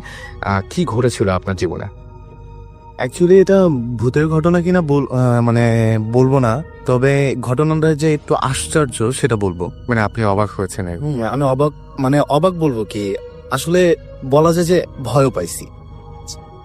তো মানে অবাস্তব বলতে যদি কোনো কিছু বলা হয় যে অবিশ্বাস্য জিনিসটা এরকম। রাইট। মানে ঘটনাটা ছিল তখন আমি কেবল ম্যাট্রিক পাস করছি। তো তারপরে আমার স্বাভাবিক গ্রামে যাওয়া হয়, গ্রামে আমার দাদা দাদি নানা নানি সবাই থাকে। তো আমার ম্যাট্রিক রেজাল্ট দেওয়ার পরে আমি তাদের ওখানে ঘুরতে যাওয়া হয়। তো গেলাম এমন এক সময়। তো যাওয়ার পরে আমি যখন মানে গ্রামে পৌঁছাইছি, আমার গ্রামটা হলো টাঙ্গাইলে একদম লাস্টের দিকে। ওইখানে ঘটনাটা আমার দাদা বাড়ির গ্রামে। আচ্ছা। তো গ্রামটা একদম অজপাড়ার একটা গ্রাম। তো ওইখানে মানে আমার লাইফে ওটা বলা যায় যে ফার্স্ট এক্সপিরিয়েন্স এটা। তো জিনিসটা এরকম ছিল যে একজন মৃত মানুষের সাথে আমার দেখা হয়েছিল বলা যায়। সে আমাকে কোম্পানি দিছিল। ঘটনাটা আমি বলি। ঘটনা ছিল এরকম, আমি বিকেলের মধ্যে গ্রামে যা পৌঁছানোর পরে ফ্রেশ ট্রেশ হয়ে বাজারে আসলাম, সবার সাথে আড্ডা দিব এই চিন্তায়। তো যখন আমি বাজারে আসছি, বাজারটা ছিল হলো আমার দাদাবাড়ি থেকে প্রায় 8-10 কিলো রাস্তা। তো ভ্যানই চলাচল করা হয়, ভ্যানই চলে গেলাম ওইখানে। মানে ওইখানে চলে যাওয়ার পরে আমার সমবয়সী যারা আছে বা অন্য যারা ছিল তাদের সাথে অনেকক্ষণ আড্ডা যাওয়ার পরে রাত্রে প্রায় 9টা 9:30টার মতো বেজে গেছে। আচ্ছা। তো গ্রামের বাড়ি বললাম তো, আমার দাদা বাড়ি পুরো অজপাড়া একটা। তো ওইখানে মানুষজন দেখা যায় যে মাগরিবের আজান দেওয়ার পরে তারা খাওয়া দাওয়া করে ঘুমোতে গেছে, আবার ঘুম থেকে উঠে এসে নামাজ পড়তেছে, এমন অবস্থায়। তো আমি একা আসতে মানে পথে মানুষজন বলতে নাই, ভ্যান তেমন একটা কিছু নাই, গাড়ি তো প্রশ্নই আসে না গ্রামের রাস্তায়। তো যখন আমি আমার দাদা বাড়ি বাজারে এসে পৌঁছলাম, তখন ঘড়িতে এইরকমই মানে 9:30 ওভার হয়েছে। তো আমি হাঁটতেছি, কাঁচা রাস্তা, আকাশে আধো আলো চাঁদ, মানে 1/3 যেটাকে বলে চাঁদের, ওইরকম চাঁদ। তো কিছু দূর আগানোর পর হঠাৎ করে সামনে দেখলাম যে একটা মানে একটু দূরে একটা ছায়া দেখা যাচ্ছে, কেউ একজন দাঁড়ায় আছে একটা গাছের নিচে, গাছটার পাশে একটা পুল। আচ্ছা। তো আমি তার দিকে খেয়াল করার পরে এত রাত্রে এখানে কেউ একজন দাঁড়ায় আছে, কি ব্যাপার। তা আগায় গেছি, আগে যাওয়ার পর গ্রামের মানুষ স্বাভাবিক কৌতূহল বসত যেটা করে যে কোন বাড়ি দিয়ে আসছি স্যার। তো সে আমাকে এভাবে প্রশ্ন করার পর মানে তার সাথে কথা বলার পর সে বলতেছে যে তার বাড়ির পরেই নাকি আমাদের বাড়ি, সে আমার দাদাকে খুব ভালো মতো চেনে এবং সে আমার দূর সম্পর্কের চাচাও হয়। আচ্ছা। তো সে বলতেছে চলো আমি তোমাকে আগায় দিয়ে আসি। তা তার সাথে আমি হাঁটতেছি, আমি তার সাথে কথা বলতেছি, সে হু হা করে উত্তর দিচ্ছে, আর কোনো কিছু না। তো আমার দাদা বাড়ি বাজার থেকে গ্রাম মানে আমার দাদা বাড়ি প্রায় 2 কিলো রাস্তা, একদম পায়ে হাঁটা মেঠো পথ যেটাকে বলে। ওখানে কোনো ট্রান্সপোর্ট মানে সাইক্লিং করাটাও খুব টাফ। মানে একেবারেই ভেতরের দিকে, একেবারেই ভেতর দিকে, কিন্তু আশেপাশে কিন্তু খুবই মানে উন্নত। কিন্তু ওই গ্রামটা একদম ওইরকম হয়ে গেছে, ব্যাকওয়ার্ডে পড়ে গেছে, একদম তো জেলার। যাই হোক, ওনার সাথে হাঁটতেছি, উনি অনেক কিছু বললো। কিছু দূর যাওয়ার পরে যখন মানে আমি আমাদের বাড়ির সীমানা, যেখান থেকে আমাদের বাড়ির সীমানা শুরু, আমাদের বাড়িটা অনেক বড় এরিয়া নিয়ে, তো বাড়ির সীমানা শুরু ওই পর্যন্ত যখন আসছি, সে আমাকে বলতেছে আচ্ছা তাহলে তুমি এখন যাও, আমি এই আমাদের বাড়ি। তো সে চলে যাওয়ার পরে আমি যখন বাড়িতে গেলাম, বাড়িতে যে ফ্রেশ ট্রেশ হয়েছি, দাদা এর মধ্যে ঘুম থেকে উঠছে। তখন আমার দাদা জীবিত, উনি এখন মারা গেছে অনেক বছর হলো। তো যাই হোক, উনি কথা বলতেছে ওনার সাথে, উনি হঠাৎ করে কথা বলতে ওনাকে বললাম যে আমাকে এই পর্যন্ত পাশের বাড়ি এক চাচা আগায় দিয়ে গেছে। তো বলছে কে? তো আমি বললাম যে গফুর চাচা নাম ওনার। তো বলতেছে গফুর? কোন গফুর? কে দেখতে কেমন? তো আমি তার বর্ণনা দেওয়ার পর সে বলতেছে যে না, এটা তো হয় না। কিভাবে? মানে উনি ওনার গ্রাম্য ভাষায় বলতেছেন, ওটা বলতে চাচ্ছি না। ঠিক আছে। তো যাই হোক, তো আমি একটু হইলাম, কি ব্যাপার, এটা বলতেছে কেন আমার দাদা? তো আমার খাওয়া দাওয়া শেষ হওয়ার পর আমি তারা জোরাজোরি করতেছি, বলেন কি হয়েছে? অবশ্যই কিছু একটা হয়েছে, কোনো খারাপ মানুষ নাকি, আমার তো কিছু বলে নাই বা কিছু করে নাই। তো সে বলতেছে না, তা না তো, ও তো গত 2 মাস আগে মারা গেছে। তো আমি তারপরে একদম থার্ড যে কিভাবে সম্ভব এটা, হাউ ইট পসিবল? সেই রাতে আপনি ঘুমাতে পেরেছিলেন? না, সে রাতে আমি ঘুমাতে পারছি, এটা ঠিক আছে, কিন্তু আমার মানে রাতে ঘুমটা মনে হয় খুব একটা ভালো হয় নাই আমার। পরে স্বপ্নে বা সামনাসামনি কোনো সময় সে না এরকম কিছু হয় নাই। তো তারপরের দিন দিনের বেলা আমি এটার পিছনে মানে খোঁজ খবর নিছি যে আসলেই কিনা, আসলেই লোক কিনা। যে বাড়িটা দেখেছি ওই বাড়িটাতে গেছি, খোঁজ খবর নিছি। আমার অ্যাকচুয়ালি মানে ভয় বলতে যে জিনিসটা ওইটা আমার মধ্যে নাই। আচ্ছা, তো আপনার হয়তো বা খেয়াল আছে, আপনি যেদিন আমাকে কল দিছেন সেদিন আমি এখন বলতেছিলাম যে আমি এখন গ্রামের রাস্তায় আছি, ঘুরতেছি আমার গ্রামে। এটাই রাতের বেলা প্রায় রাতে 11টার মতো বাজে, তখন একা ঘুরছে। একা এবং এই গ্রামে যে গ্রামটার কথা আপনি বলছিলেন এবং এখনো বলছেন, সেই গ্রামটাতে কি এরকম ধরনের ঘটনা কি অনেক ঘটে বা এরকম প্যারানর্মাল ঘটনা যেগুলো আছে? আমি আরেকটা ঘটনা শেয়ার করতে পারি। ওটা আমার চোখে না, শুধু আমি একা দেখি নাই, প্রায় 20-25 জন মানুষ আমরা একসাথে দেখছি। ওটা ভৌতিক কিনা আমি তা বলতে পারবো না, কারণ কেউ ভয় পাইনি আমরা অ্যাকচুয়ালি ওটা দেখে। কিন্তু একটা অদ্ভুত প্যারানর্মাল যেটা বললেন আপনি, অবাস্তব, ওই রকম একটা কিছু হয়তোবা ঘটনা ছিল এরকম। তখন আমি ম্যাট্রিকও পাস করি নাই, ক্লাস 9-এর ভ্যাকেশনে আমি গ্রামে গেছি। আমার গ্রামে যাওয়া হয়, বছরে 2-1 গ্রামে যাওয়া হয়। আচ্ছা, তো খাওয়া দাওয়া করে আমরা টিভি দেখতেছি, সবাই ব্যাটারিতে লাইন দিয়ে টিভি দেখতেছি। তো তখন গ্রামে 14 ইঞ্চি টিভি, সাদা কালো। তো হঠাৎ করে দাদা বলতেছে বাইরে থেকে যে সবাই বাইরে আসো, দেখে যাও কিছু একটা। তো আমরা যাচ্ছি, দৌড়ায় সবাই বের হয়েছি বাড়ির মধ্যে। মানে বাড়িতে সেদিন আত্মীয় স্বজন অনেক, আমাদের সবাই আসছে। আমরা ঢাকা থেকে গেছি, সবাই আসছে আমাদের সাথে দেখা করার জন্য। তারপরে একটু দূরেই আরেকটা বাড়ি, ওইখান থেকেও কিছু মানুষজন বের হয়েছে আমাদের শব্দে, চিল্লাচিল্লিতে। তো আমরা দেখলাম তখন ছিল হলো মানে এই সিজনটা না, আরো 1 মাস পরে তখন ধান একটু বড় বড় হয়ে গেছে, ধান পাকে না এখনো, কাঁচা ধান। ও হয়তোবা যদি ধান ক্ষেত দেখা হয়ে থাকে, দেখবেন যখন ধান পাকবে হয়ে থাকে তখন কিন্তু ধানগুলো অ্যাটলিস্ট মানুষের হাঁটু পর্যন্ত বা হাঁটুর চেয়ে উপরে থাকে, এত উড়ে থাকে। তো দেখলাম একটা গোল বল, ডিয়ার 5 সাইজের বলগুলো যেরকম হয় আর কি, ওই টাইপের একটা বল ভাসতেছে, জাস্ট ভাসতেছে। তো আমি প্রথমে বললাম যে এটা আলো আর আলো, অন্য কিছু না। আচ্ছা, তো দেখলাম ওটা নড়তেছে। নড়তেছে বলতে কি, একবার অনেক দূর পর্যন্ত চলে যাচ্ছে, আবার ফেরত আসতেছে। তো আমাদের ধান ক্ষেত যেটা মানে একদম খোলা ধান ক্ষেত, তারপর অনেক দূরে একটা গ্রামের মতো। তো অনেক দূরে চলে যাচ্ছে, আবার ওটা রিটার্ন আসতেছে। আস্তে আস্তে মানে অনেক মানুষ জড়ো হয়ে গেল এখানে, সবাই দেখতেছে। আমরা প্রায় 10-15 মিনিট এই জিনিসটা দেখছি। আচ্ছা, দেখার পর ওটা আস্তে আস্তে ওই গ্রামের পিছন দিকে মনে হলো যে শেষ হয়ে গেল, মানে চলে গেল। আচ্ছা, এইটার ব্যাখ্যাটা কি? এটা কি আপনি একা দেখেছেন? না, আমরা প্রায় 20-25 জন মানুষ একসাথে একসাথে দেখেছেন এবং ওইখানে কোনো মানুষের বা কারো থাকার কথা না ওই সময়? ধান ক্ষেতের মধ্যে কেউ যদি মশাল নিয়ে এত জোরে দৌড়াতে পারে তাহলে সে অলিম্পিকে ফার্স্ট হয়ে যাবে। অলরাইট। সো এই ঘটনাগুলো এরকম গ্রামে আপনাদের মানে অনেক সময় ঘটে। আমি আরেকটা কথা বলতে পারি যে আমার যে বড় আব্বা ছিল, মানে আমার দাদার আব্বা যে ছিল, উনার একটা মানে উনাকে এখনো সবাই কবিরাজ বলে, ঠিক আছে? তো উনি নাকি, আমি তো উনাকে দেখি নাই, তো শুনছি আমার বাবার মুখে, দাদার মুখে শুনছি এবং গ্রামের অন্য মানুষের মুখে শুনছি, উনি নাকি জাদু টোনা করতো। আচ্ছা, তো এই জিনিসটা আমি বিলিভ করি না। আচ্ছা, রিয়েলি আমি অনেক কিছু মানে দেখছি বা শুনছি অনেকের কাছে, কিন্তু আমি তারপর আমি বিলিভ করি না। রিয়েলি যেটা আমি মনে করি এটা আমার হ্যালুসিনেশন। কিন্তু ওনার কিছু কাহিনী আছে বা ওনার কিছু এক্সপিরিয়েন্স আছে যা আমি অন্যদের মুখে শুনছি, যেগুলা অবাস্তব, এক কথায় অবাস্তব, ইম্পসিবল। এখন এগুলা যদি বলেন যে প্যারানর্মাল, তাহলে হ্যাঁ প্যারানর্মাল। যদি বলেন ভৌতিক, যদি বলেন অবাস্তব, মানে যেভাবে দিতে পারে, যেভাবে নেয়। আপনার সাথে কথা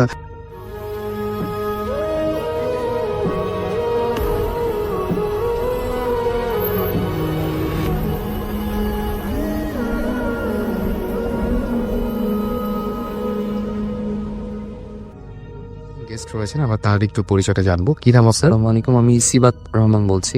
সিবাত রহমান, কোথায় থাকেন আপনি? আমি রামপুরা বনশ্রীতে থাকি। আচ্ছা, কোন ঘটনাটা আপনি আমাদের সাথে আজকে বলার জন্য? যে ঘটনাটা বলবো সেটা হচ্ছে 3 থেকে 4 বছর আগে ঘটনা। আমরা যে বনশ্রীতে একটা বাসায় ভাড়া থাকতাম আর কি। তো সেই বাসাটা ছিল হচ্ছে 4 তলা। আচ্ছা, তো মানে হঠাৎ কমপ্লেইন আছে, মানে নাইট গার্ডদের কাছ থেকে কমপ্লেইনটা আছে দারোয়ানদের কাছে, যে তারা নাকি এই ছাদের উপরে ঠিক 2টার পরেই আর কি, ফার্স্ট একটা নাইট গার্ড এই জিনিসটা কমপ্লেইন করে। 2টার পরে তারা এরকম দেখে যে একজন মহিলা ছাদে দাঁড়িয়ে আছে, বা সে হাঁটাহাঁটি করছে পুরা ছাদ জুড়ে। আবার মাঝে মাঝে এরকম দেখে যে তিনি ছাদের রেলিং এর উপর বসে পা নাড়াচ্ছে।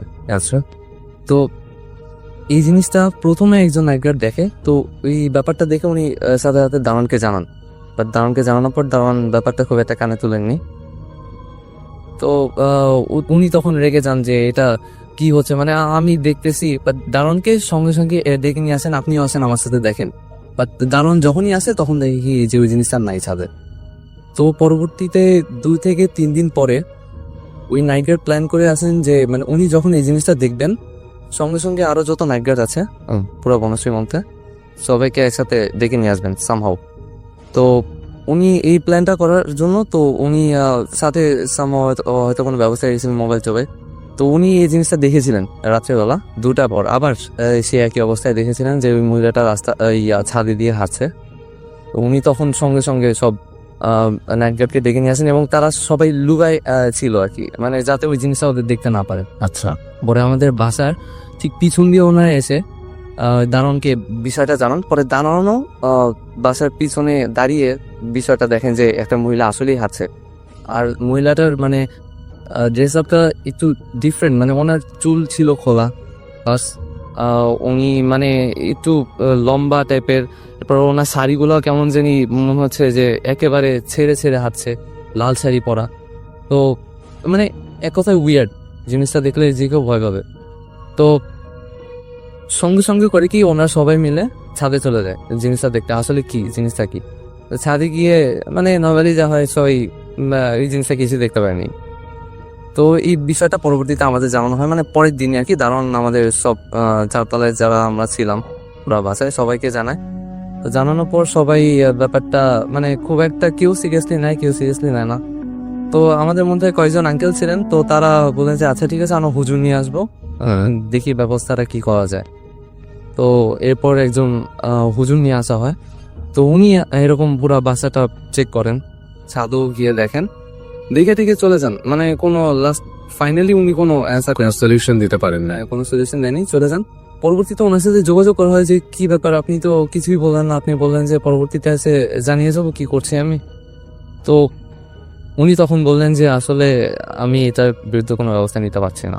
আচ্ছা আচ্ছা, তো মানে ওনার এই কথাটা শোনার পর আমাদের বাসার সবাই তখন একটু আতঙ্কিত হয়েছে যে আসলেই হয়তো ব্যাপারটা সামথিং আনইউজুয়াল।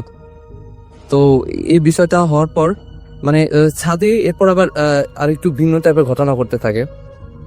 ছাদে 4 তলায় যাওয়া কি ছিল, বিল্ডিংটা ছিল 4 তলা, আসলে 4 তলায় শব্দটা বেশি আসতো। ওরা এরকম শুনতে পায় যে ছাদে কেউ দৌড়াদৌড়ি করছে রাত্রেবেলা, এবং নাইট গার্ডরা ওই জিনিসগুলো প্রায় দেখতো। বাট ওইটা দারোয়ানদের জানানোর পরে দারোয়ান বলতে কি আপনাদের এটা বিষয় নিয়ে মাথা খাওয়ানোর দরকার, এটা আমাদের ব্যাপার। তো এরকম ছাদে দৌড়ানো শব্দ আসতো, প্লাস হচ্ছে ছাদে আমাদের টিন ছিল, ওই টিনের উপর মানে লাফালাফি করলে যেরকম শব্দ হয় বা হিজড়া লাগানো সেরকম টাইপের শব্দ আসতো। এরপর আবার পিলারের আমাদের ছাদে যে পিলার গুলো ছিল ওটার উপর রড ছিল এক্সট্রা গুলো, ওই রড গুলা একসাথে যদি কেউ জোরে টেনে ছেড়ে দেয় যেরকম শব্দ হবে, অনেক জোরে শব্দ হবে। এই শব্দ নাকি অনেকেই পেয়েছে গাছতলায়, যদি আমরা পাইনি, আমরা ছিলাম দোতলায়। তো এই বিষয়টা নিয়ে তখন খুব বেশি হুলস্থুল লেগে যায়। 4 তলার যেসব আঙ্কেল আন্টিরা ছিলেন সবাই মিলে এই হচ্ছে এটা। হ্যাঁ, সবাই মিলে একটা মিটিং ডাকলেন আমাদের বাসায় সবাই যারা ছিল। তো ওই মিটিং এ লাস্টলি ডিসিশন নেওয়া হয় যে আমরা ভালো একজন হুজুরকে আনবো, যেহেতু এটা মানে প্যারানর্মাল একটা ব্যাপার, কোনো সায়েন্টিস্ট এগুলো কোনো সলিউশন দিতে পারবো না। সো একজন ভালো হুজুরকে আনবো। তখন ভালো হুজুর খোঁজার জন্য একজন মানে বলেন যে ওকে ঠিক আছে আমি দেখতেছি। তো ঘটনা ঘটলো হচ্ছে আমাদের 4 তলায় এক ফ্যামিলি থাকতো। তো ওই ফ্যামিলিতে মেম্বার ছিল 2 জন ভাই ছিল আর কি, আমরা বড় ভাই করতাম। তো ছোট যে ভাইটা মানে 2 ভাই অ্যাকচুয়ালি এইসব বিষয়ে খুব একটা পাত্তা দিত না, আমরা ইয়াং স্টুডেন্ট ছিলেন। তো ওনারা এই বিষয়টা শোনার পর বলেন যে মানে এরকম করেছিলেন যে না এটা আমরা বিশ্বাস করি না। তো এট লাস্ট হয় কি যে একদিন মানে ওনার রাত জেগেছিলেন আর কি, 2 ভাই এক রুমেই থাকতেন, রাত জেগেছিলেন। তো এরকম একটা মানে ওনার শব্দ পাচ্ছিলেন যে ছাদের মধ্যে কেউ দৌড়াচ্ছে। তো ছোট ভাইটা বলে যে আমি শিওর এটা হয়তো আমাদের বাসার কোনো ছেলে বা পাশের বাসার হয়তো কোনো ছেলে এরকম ফাইজলামি করতেছে, বা আমাদের বাসার কেউ একজন হয়তো এরকম ফাইজলামি করতেছে, আজকে ওর খবর আছে, আমি কিছু একটা করে বসবই। তো এই জিনিসটা যখন আস্তে আস্তে প্রকট হতে থাকে, মানে আর কেউ শুনিনি ওদের বাসার, সবাই ঘুমিয়েছিলেন তখন, মানে শব্দটা যখন আরো জোরে আসতে থাকে তখন উনি মানে ওনার বড় ভাইয়ের কাছ থেকে পারমিশন না নিয়ে উনি একা একা চলে যান ছাদে। উনি কিছু একটা আজকে করবেনি, উনি শিওর যে এটা হয়তো কোনো মানুষই করছে, আচ্ছা। তো ওনার বড় ভাই ওনাকে তখন খোঁজাখুঁজি শুরু করেন। ওনার বড় ভাই তখন ছিলেন না, মানে যখন উনি গেছেন সাথে তখন উনি দেখেন নাই আর কি উনি কই গেছেন, খোঁজাখুঁজি শুরু করেন উনি কই। পরে উনি চিন্তা করলেন যে যেহেতু আমাকে বলছে ছাদের এই ব্যাপারটা হয়তো ছাদে থাকতে পারে। পরে ছাদে গিয়ে দেখেন মানে খুবই উইয়ার্ড একটা ব্যাপার যে উনি মানে আমরা ছাদে ছিল রিং ছিল আর কি ঝোলার। তো আমরা এটা রিং করলে মানুষজন বলে যে লম্বা হয় ওই, হ্যাঁ ওইটাই। তো আমরা এরকম ঝোলার জন্য রিং ছিল আর কি ছাদে। তো উনি দেখেন যে মানে ছাদের 2 রিং এর মধ্যে ওই লোকটা 2 পা ঝুলানো অবস্থায়, উল্টা অবস্থায়, পা 2টা দড়ি দিয়ে টাইট করে বাঁধা, উল্টা অবস্থায় উনি অজ্ঞান হয়ে আছেন। উনি এটা দেখে রাত্রেবেলা চিৎকার দেন।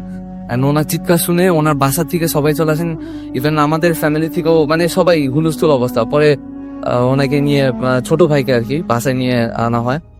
বাসায় আনার পর ওনাকে ট্রিটমেন্ট দেওয়া হয়, বাট মানে দেখা যাচ্ছে যে মানে উনি পুরোপুরি অজ্ঞান। ওই দিন ওনার জ্ঞান ফিরেনি। পরের দিন ওনাকে কে জানি এসে, আমার ঠিক মনে হয় ডক্টরই মেবি নিয়ে এসে আর কি মানে ট্রিটমেন্ট দিয়েছেন। অ্যাট লাস্ট উনি 2 থেকে 3 দিন পর যখন সুস্থ হয়েছেন তখন আমাদের বললেন যে মানে উনি যা দেখেছেন ছাদে যাওয়ার পর উনি দেখেন যে মানে একটা মহিলা দাঁড়িয়ে আছে। মানে ওই মহিলাটার মানে আমরা দারোয়ানে যেরকম বর্ণনা দিয়েছে সেই রকম টাইপের কিন্তু ওই মহিলাটা উল্টা দিকে দাঁড়িয়েছিলেন। উনি ফার্স্টে ওনার চেহারাটা দেখতে পারেননি। তো উনি যখন হকি স্টিক ওনার হাতে ছিল, তো উনি রাগী মাথায় বলতেছেন যে আপনি এখানে কি করতেছেন, এখানে আপনার নাম কি, সেই হ্যান। তো মহিলা কোনো অ্যান্সার দিচ্ছিল না। পরে ওই মানে ছেলেটা মানে বললো যে আপনি যদি কথা না বলেন আমি কিন্তু এখন আপনার গায়ে হাত দিতে বাধ্য হব। তো ওই মহিলাটা তখন সঙ্গে সঙ্গে বললো নাকি যে তুই এখান থেকে যা। এই কথাটা উনি শোনার পর মানে ওনার ভয়েসটা আবার নাকি ছেলেদের মতো এরকম ছিল। তো উনি শোনার পর ভয় পেয়ে গেছেন। তখন মানে নরম কণ্ঠে বলেন যে আপনি কে? তো উনি বলেন তুই এখান থেকে যা, তোর ভালোর জন্য বলতেছি। তো উনি মানে বলতেছে আচ্ছা আমি চলে যাবো, বাট আপনি এরকম করতেছেন কেন, আপনি কে বা কোথার থেকে এসেছেন?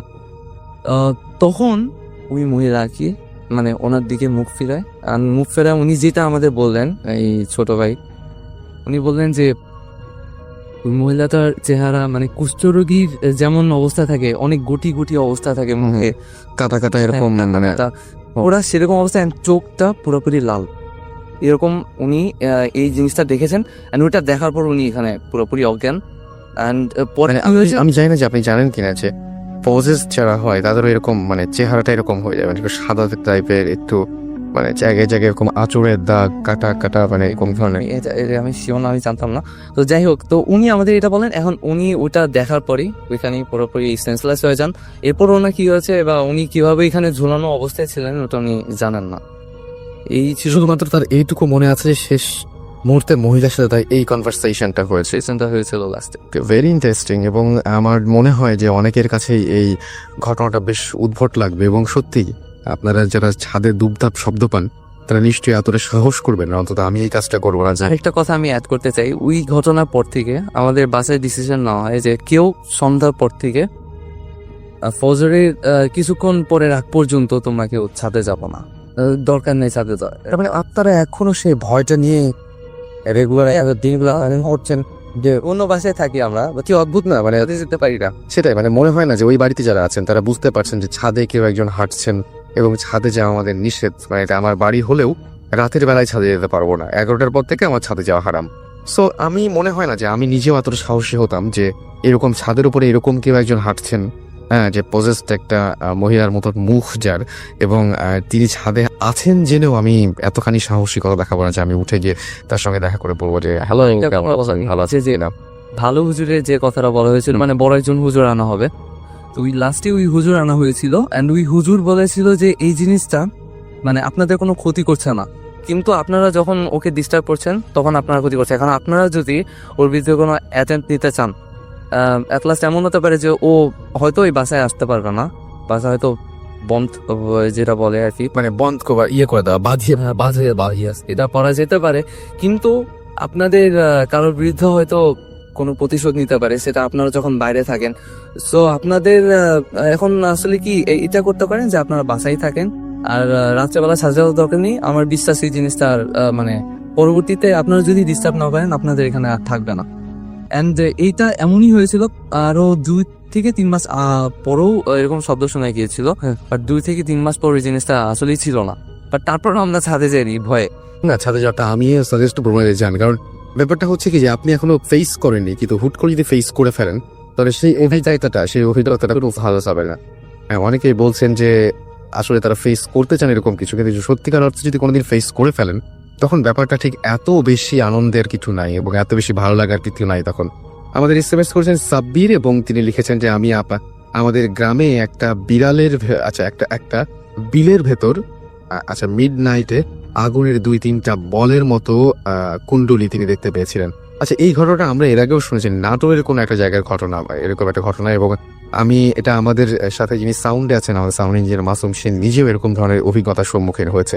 সো ব্যাপারটা হচ্ছে যে আমি এটা বললাম যে আগুনের গোলার এই ব্যাপারটা, এবং আমি আমার এক সিনিয়র ভাইকে জানি তিনি নাকি এরকম দেখেছিলেন যে তিনি অদ্ভুত একটা ব্যাপার দেখেছিলেন যে রাতের বেলায় তিনি ঘর থেকে বেরিয়েছেন এবং বের হয়ে তিনি তার দাদার সঙ্গে দাঁড়িয়েছিলেন নাকি বারান্দায়, এবং তিনি আজকে নাই এখানে, এই জন্য আমি বলছি তার ঘটনাটা। এবং তিনি তার বাসা থেকে উঠোন থেকে দেখলেন যে জমির মধ্যে দিয়ে একটা লোক হুইল চেয়ারে বসে, তার বাড়ির সামনে জমিতে একটা লোক হুইল চেয়ারে বসে জমির মাঝখান দিয়ে যাচ্ছে, এবং হুইল চেয়ার এবং লোকটি দুটোই নাকি আগুনের ছিল। এইরকম একটা ভয়াবহ দৃশ্য তিনি দেখেছিলেন। এবং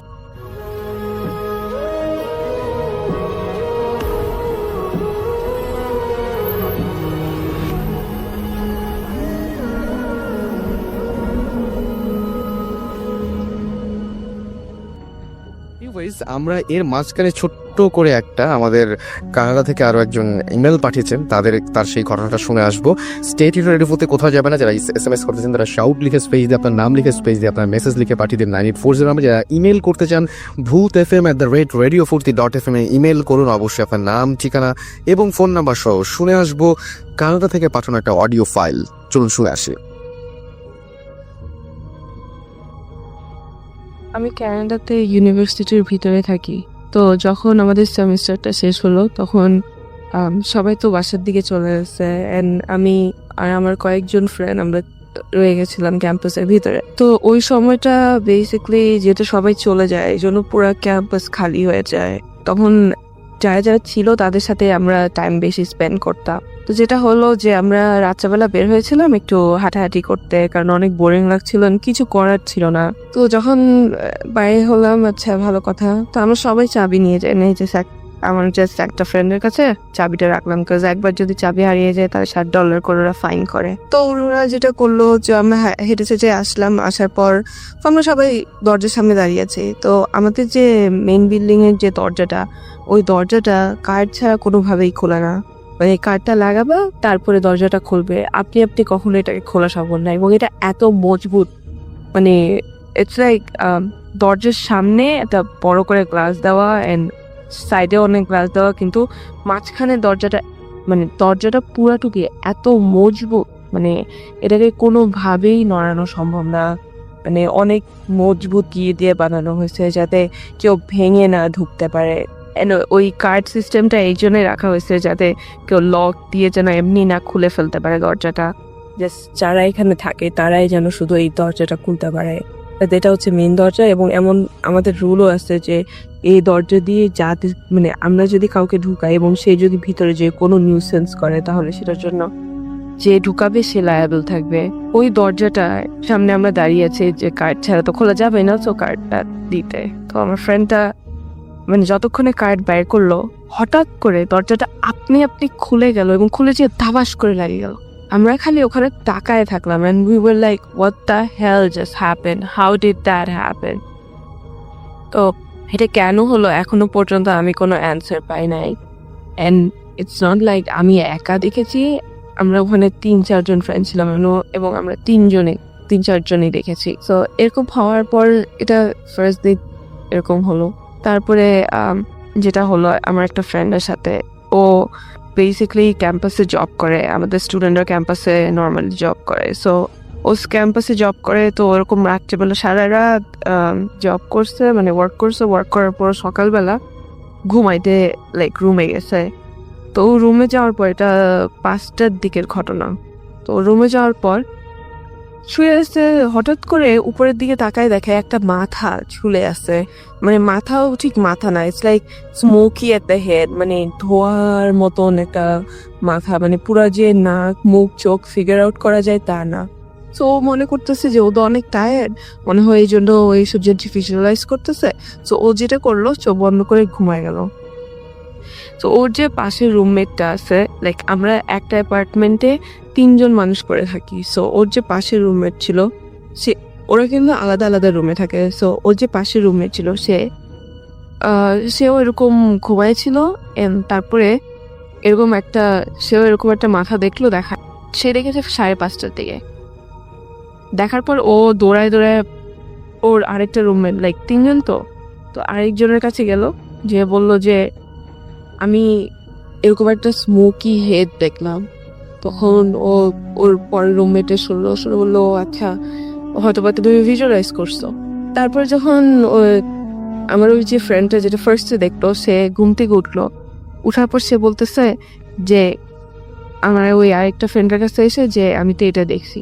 ওরা 3 জনে অবাক হয়ে গেল যে 5টা থেকে 5:30টার মধ্যে 2 জনই একই জিনিস দেখছে। সো এটা তো কোইন্সিডেন্স হইতে পারে না, বা এটা তো লাইক আমাদের মানে মেন্টালি বানানো একটা জিনিস হতে পারে না।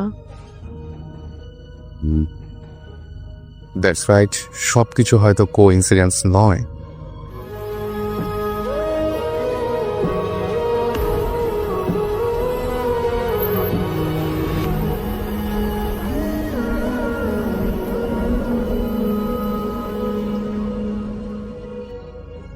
সেটা সূত্র হচ্ছে একটা SMS। আমাদের মিরপুর থেকে একজন SMS পাঠিয়েছিলেন, এবং সেই SMS-টি পাঠিয়েছিলেন এরকম ধরনের যে লাশ খাওয়ার যে ঘটনা, এরকম একটা ঘটনা আপনারও জানা আছে। কি সেটি? আমি ঘটনাটা শেয়ার করার আগে আরেকটা জিনিস শেয়ার করতে যাচ্ছি ছোট করে। এটার আমরা একটা মেল দেখলাম, মানে পড়লাম, যেটার মধ্যে ছিল যে অনেকে আগুনের গোলা দেখছে। তো আগুনের গোলাটা জিনিসটা, হ্যাঁ জিনিসটা অবশ্যই অবাস্তব, কিন্তু আমি একটা জিনিস খেয়াল করছি, যেটা যে আগুনের গোলা এটা হলো মিথেন গ্যাস। অনেক সময় দেখা যায় যে আগুনের গোলাটা নড়াচড়া করে না, ওটা যদি কেউ একটু সাহস করে সামনে থেকে দেখতে যায় তাহলে দেখবে ওটা মিথেন গ্যাসের আলো।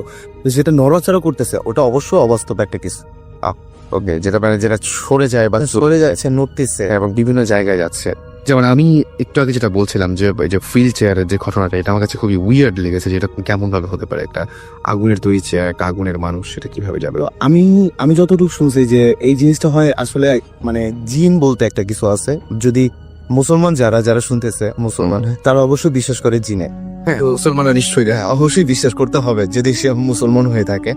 জিন বলতে যে জাতিটা আছে, এরা নাকি আগুনের তৈরি, এবং এদের নাকি মাঝে মাঝে দেখা যায়। যখন তাদের দেখা যায়, তাদের আকৃতিতে হয়তোবা মানুষের মতো দেখা যায়, অথবা এই আগুনের আকৃতিতে তাদের দেখা যায়। ওকে, তো যাই হোক, আমি যে ঘটনাটা শেয়ার করতে যাচ্ছিলাম সেটা শেয়ার করতেছি।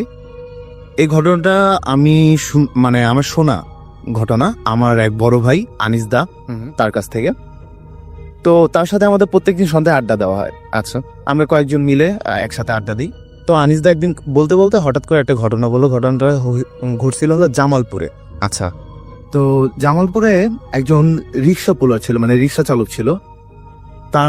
সে তার অতিরিক্ত ইনকামের জন্য দেখা যেত যে রাত্রেবেলা রিক্সা চালাইতো বেশিরভাগ সময়, কারণ রাত্রেবেলা ভাড়াটা বেশি পাওয়া যায় বা দূরের যাত্রী পাওয়া যায়, কারণ যেহেতু এখানে রেল স্টেশন আছে।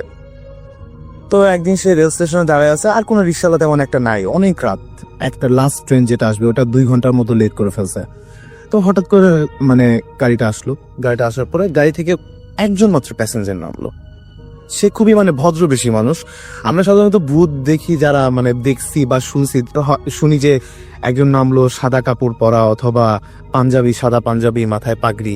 কিন্তু লোকটার বর্ণনা যেটা আসছিল যে লোকটা নাকি সুটেড বুটেড ছিল একদম। আচ্ছা, একটা ব্রিফ কেস ছিল। ওকে, ইংলিশ হ্যাঁ তা জানি না, তবে তার বর্ণনা মতে। আচ্ছা, ওকে। তো যাই হোক, লোকটা এসে ওই রিক্সাওয়ালাকে বললো যে তুমি যাবা? ও বললো হ্যাঁ যাবো। তো কোথায়? তো বলতেছে আমি যেদিকে ডিরেকশন দিব ওদিকে চলো। আচ্ছা। তো রিক্সাওয়ালা চালাতে জামালপুরে সবচেয়ে বড় যে কবরস্থানটা সেখানে এসে গেল। সাধারণত কবরস্থানের গেট বিকাল 5টার সময় বন্ধ হয়ে যায়।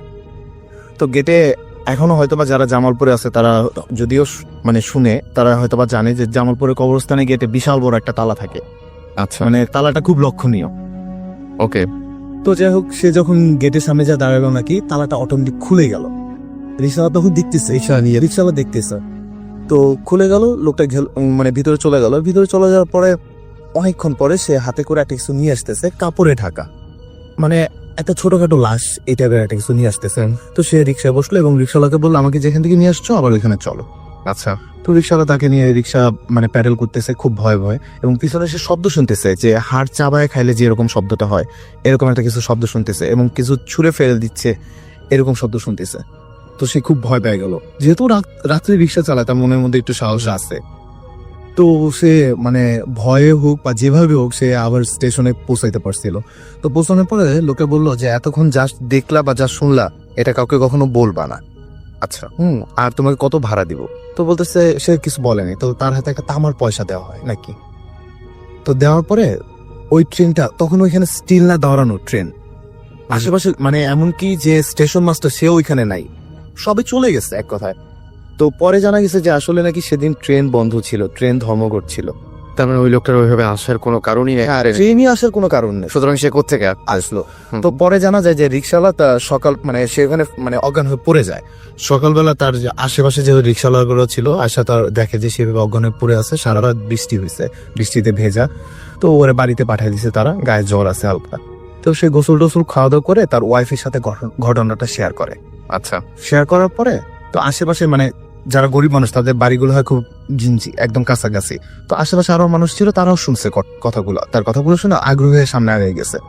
তো কথাটা যখন সে শেষ করছে, পয়সাটা দেখাইছে, তখন নাকি সে হঠাৎ করে মানে অ্যাবনর্মাল মতো হয়ে গেল এবং তার নাকে মুখে নাকি রক্ত উঠে সে মারা গেছিল সাথে সাথে ওই জায়গায়। এবং এটা সমস্ত গ্রামবাসী বা সমস্ত গ্রামবাসী না, মানে ওই অ্যারোয়া মানে ওই পাড়ার যা দেখছিল আর। এখন এখানে আশ্চর্য কথা হলো যে ওই রাতের বেলা যেদিন ট্রেন ধর্মঘট ছিল সেখানে ট্রেন গেল কিভাবে, এবং একটা লোক ওইখান থেকে কবরের থেকে লাশ নিয়ে এসে, মানে এটা একটা হ্যাঁ উইয়ার্ড। এবং আমি একটা জিনিস জানি এরকম যে একটা নতুন মুভি আমি দেখেছি এই কিছুদিন আগে, সেটার নাম ছিল হচ্ছে ড্র্যাগ মি টু হেল। এই মুভিটার মধ্যেও এরকম কিছু ঘটনা আছে, যে মুভিতে একটা বোতাম দিয়ে দেয় আর কি, জাস্ট একটা বাটন, নামটা ছেড়ে।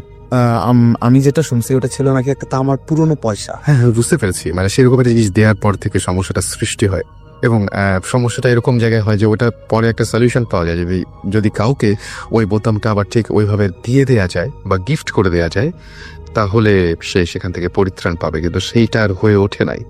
সিনেমাটা দেখলে অনেকে বুঝতে পারবেন। এনিওয়েজ, আমরা আপনাদের কাছ থেকে SMS পাচ্ছি এখনো স্টিল, আর আমাদের তো এখনো এক্সপিরিয়েন্স ফুরিয়ে যায় নাই। সেই এক্সপিরিয়েন্সগুলো আমরা একে আপনাদের সাথে শেয়ার করব। আর আমাদের SMS করেছেন এই মুহূর্তে দেখতে পাচ্ছি রানা SMS করেছেন, এছাড়া আমাদের SMS করেছেন নিঝুম, SMS করেছেন নির্জন, ফিদা SMS করেছেন লাহিন, তারপরে SMS করেছেন আমাদেরকে নীলকণ্ঠী, ওকে, SMS করেছেন শাকিলা, আলভি, নিশি, SMS করেছেন রাহুল, এছাড়াও ফরহাদ, তামান্না, ডেভিড, টাইগার, নিরুপম সহ আরো অনেকে। So stay tuned to radio Foorti. আর এর মাঝখানে আমরা আরো একটা ঘটনা শুনে আসবো। হ্যাঁ, আপনার কাছ থেকে শুনি, আপনার নামটা বলেন এবং নামটা বলে ঘটনা শুরু করেন। আমার নাম প্রীতম, আমি রামপুরে বংশে থাকি। তো আমার মেনলি যে এক্সপিরিয়েন্সটা আমি শেয়ার করবো, এটা ঘটে প্রায় 2 বছর আগে। আমার গ্রামের বাড়ি কুড়িগ্রাম, খুব বর্ডারের কাছে, তো মানে একটু অজরপাড়ার দিকে। তো আমি SSC এক্সামের পরে আমি গ্রামের বাড়িতে যাই। তো যাওয়ার পরে আমার হঠাৎ একদিন আমার কাজিন ব্রাদার আমাকে বলতেছে যে পাশের গ্রামে মেলা হইতেছে, মেলাতে যাওয়ার জন্য বলতেছে। বলে ওকে যাওয়া যায়, সেট করে আমরা যাবো। আর মেলা স্টার্ট হয় মেনলি বিকালের দিকে আর শেষ হয়ে যায় 8টার দিকে, মানে এশার নামাজের পরপরই। তো আমরা মেলাতে যাই, মেলাতে যাওয়ার পর ঘোরাঘুরি করি, এনজয় করি। তারপরে যখন মেলা 8টার দিকে শেষ হওয়ার পরে মানে সবাই যার যার বাড়ির দিকে চলে যাবে, আমরা যাবো। এই টাইমে আমার কাজিন ব্রাদার বলতেছে যে মেলার পাশে আমাদের একটু রিলেটিভের বাসা আছে, তো বলতেছে ওখানে যাওয়ার জন্য। আমি বলছি ঠিক আছে, আসলাম যখন দেখা করে যাই। ওখানে যাই, খাওয়া দাওয়া করি, কথা বলতে বলতে রাত 9:30টার মতো বেজে যায়। তো ওখান থেকে আমরা যখন ব্যাক করি তখন আমরা শর্টকাটে আসার জন্য চেষ্টা করি, অনেক রাত হয়ে যায় 9:30। স্বাভাবিক। তখন আমরা যে শর্টকাট যে রাস্তাটা, ওটা হচ্ছে আপনার একটা খাল পার হতে হয়, নৌকা দিয়ে পার হতে হয়। তো খালের ওখানে আসি আমরা, তো রাত 9:30 বাজে। আমার কাজিন ব্রাদারের কাছে শুধু একটা টর্চ ছিল আর সিগারেট ছিল। তো টর্চটা জেলে আমরা আসি। খালের ওখানে আসার পর আমরা মানে কোন নৌকা দেখতে পাই না, নৌকায় অনেক গভীর রাত, মোটামুটি 9:30 অজপাড়া গ্রামের জন্য গভীর রাত। অনেক রাত, 7টার পরে যেখানে রাত নেমে যায়। তো কোন নৌকা নিয়ে একটা নৌকা দেখি, তো নৌকার মধ্যে আপনার একটা লাশের মতো কিছু একটা দেখা যায়, মানে সাদা কাপড় জড়ানো। আচ্ছা, বুঝি না ফার্স্টে, তো টর্চ দিয়ে দেখছি তাও বোঝা যায় না। তো হঠাৎ করে এর মধ্যে মানে কিছু ওয়েট করার পর হঠাৎ করে এর মধ্যে মাঝি আমাদের পাশে এসে দাঁড়ায়। তারা বলতেছে আপনি কি ওপারে যাবেন? তো সবসাথে অবাক বিষয় যেটা, যে আশেপাশে কোনো গাছপালা বা এমন কোনো কিছু নাই যে যেখানে সে লুকিয়ে ছিল, এরকম কিছু ছিল না। সে কোত্থেকে আসতো হঠাৎ করে? তো আমরা বলি যে ওকে যাবো, বাট ওই জিনিসটা কি আপনি নৌকাতে? বলে ওটা কিছু না, আপনি উঠেন, নৌকাতে উঠেন। আমি বলি না, তবু জিনিসটা কি জানতে হবে। বলে আপনারা ভয় পান না, ওই জিনিসটা একটা লাশ। আচ্ছা, আমরা বলি না, তো কোনো কারণ নাই সেটাই। আমরা বলি যে লাশ, তো আমরা লাশের সাথে কিভাবে যাবো, এটা কিভাবে সম্ভব? পরে আপনারা ওঠেন, কোনো সমস্যা নেই। আমরা বলি না, আমরা আপনার নৌকায় যাবো না, আমরা ওয়েট করবো। বলে ঠিক আছে, আপনি ওয়েট করেন। তো মাঝি আমাদের সাথে দাঁড়া থাকে, তো নড়ে না। আমরা প্রায় 20 মিনিট ওখানে ওয়েট করি, কিন্তু অন্য কোনো নৌকা পাই না। 20 মিনিট পরে মাঝি বলতেছে যে কোনো নৌকা পাবেন না এই টাইমে, যদি যান চলেন। বলে সে হাঁটা শুরু করছে, মানে নৌকার দিকে যাচ্ছে। তো আমার ব্রাদার বলতেছে যে সম্ভব না, এখানে মানে রাত তো পার করা সম্ভব না, নৌকা বাজাবে না। কখন চিৎকার করলো, মানে একজন পরিচিত মাঝি আছে, তার নাম দিয়ে চিৎকার করলো ওই পার থেকে, মানে আওয়াজ শোনা যায় কিনা, কিন্তু কোনো আওয়াজ শোনা গেল না। আমরা ডিসাইড করলাম যে ওকে আমরা নৌকায় যাবো, ওনার নৌকায় যাবো। পরে আমি ফার্স্টে বলি যে আপনি নৌকা মানে লাস্টটা উপরে রেখে আসেন, মাঝিকে বলি লাস্টটা রেখে আসেন, তারপর বলে আমরা 2 গুণ বা 3 গুণ ভাড়া দিব, তবু রেখে আসেন। বলে না, আমি এটাই আমার লাস্ট খ্যাপ, বলতেছে যে আমি গেলে আর আসবো না। ঠিক আছে, কিছু করার নেই। পরে আমরা নৌকায় উঠি, তো লাস্টটা থেকে মোটামুটি অনেক দূরত্ব বজায় রেখে আমরা বসি। তো মাঝি যেটা করে, লাস্টটা ডিঙিয়ে যায়, লাস্টটা ডিঙিয়ে তার জায়গায় বসে বসে নৌকা চালু করে। তো খালটা পার হওয়ার পরে আমরা ভাড়া দিয়ে আমরা যখন হাঁটা শুরু করি, এটা আমরা নিশ্চিত যে মানে এখন আর কোনো ভয় নাই, সব সমস্যা শেষ। বাট একটু পরে মেইন কাহিনীটা শুরু। মানে কালো বিড়াল দেখি ফার্স্টে আমরা, আর বিড়াল আপনার মানে অন্যরকম ভাবে ডাকতেছে আর ঘোরাঘুরি করতেছে মানে চারপাশে। কিছুক্ষণ কালো বিড়াল পরে, কিছুক্ষণ পরে আসছে আপনার একটা কালো কুকুর। সে মানে কালো কুকুরকে মারলে যেরকম মানে জোরে যেভাবে কাঁদে, অন্যরকম ভাবে কাঁদে, সেভাবে কাঁদতেছে, এরকম সাউন্ড করতেছে। তো তখন আমার ব্রাদার বলতেছে যে জায়গাটা বিষয়টা ভালো না, তুমি পেছন দিকে তাকাও না আর দৌড় দিবা না, যতই সাউন্ড হোক, যেই ডাক না কেন পেছন দিকে তাকাবো না আর দৌড় দিবা না। ঠিক আছে। তো আমার ব্রাদার সিগারেটটা ধরে আর গান গাইতে শুরু করে, আমার হাতটা জোরে চাপ দিয়ে ধরে রাখে, না ভাই মহিলা অনেক কিছু করে সেটাই। তারপরে আমি হাঁটতে থাকি, মানে মোটামুটি অনেক জোরে হাঁটার চেষ্টা করি, যত তাড়াতাড়ি বাসায় পৌঁছানো সম্ভব।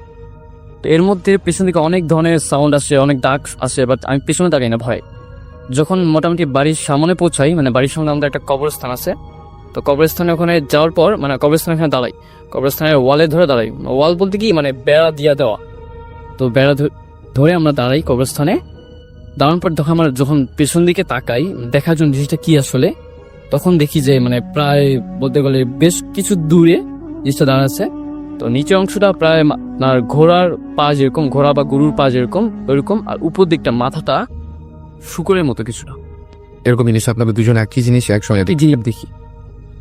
ওকে, তারপরে ওখান থেকে আমরা যে নড়বো, আমরা বাসায় ঢুকবো, সেই শক্তিটুকু ছিল না।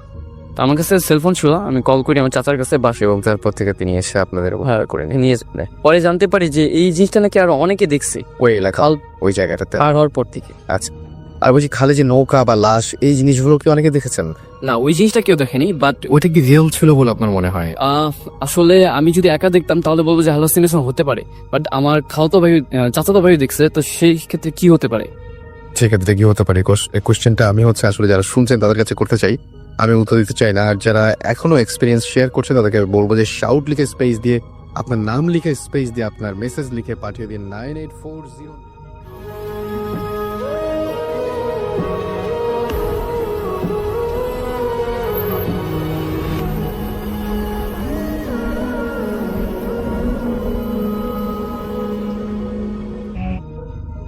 হ্যালো রাসেল ভাই, আসসালামু আলাইকুম। আশা করি আপনি ভালো আছেন। আমি জানি আপনি ভালো আছেন, তারপর আপনাকে জিজ্ঞাসা করা।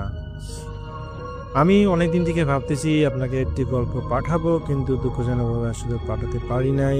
তো আজকে আমি বসে পড়লাম আপনাকে একটি গল্প পাঠানোর জন্য।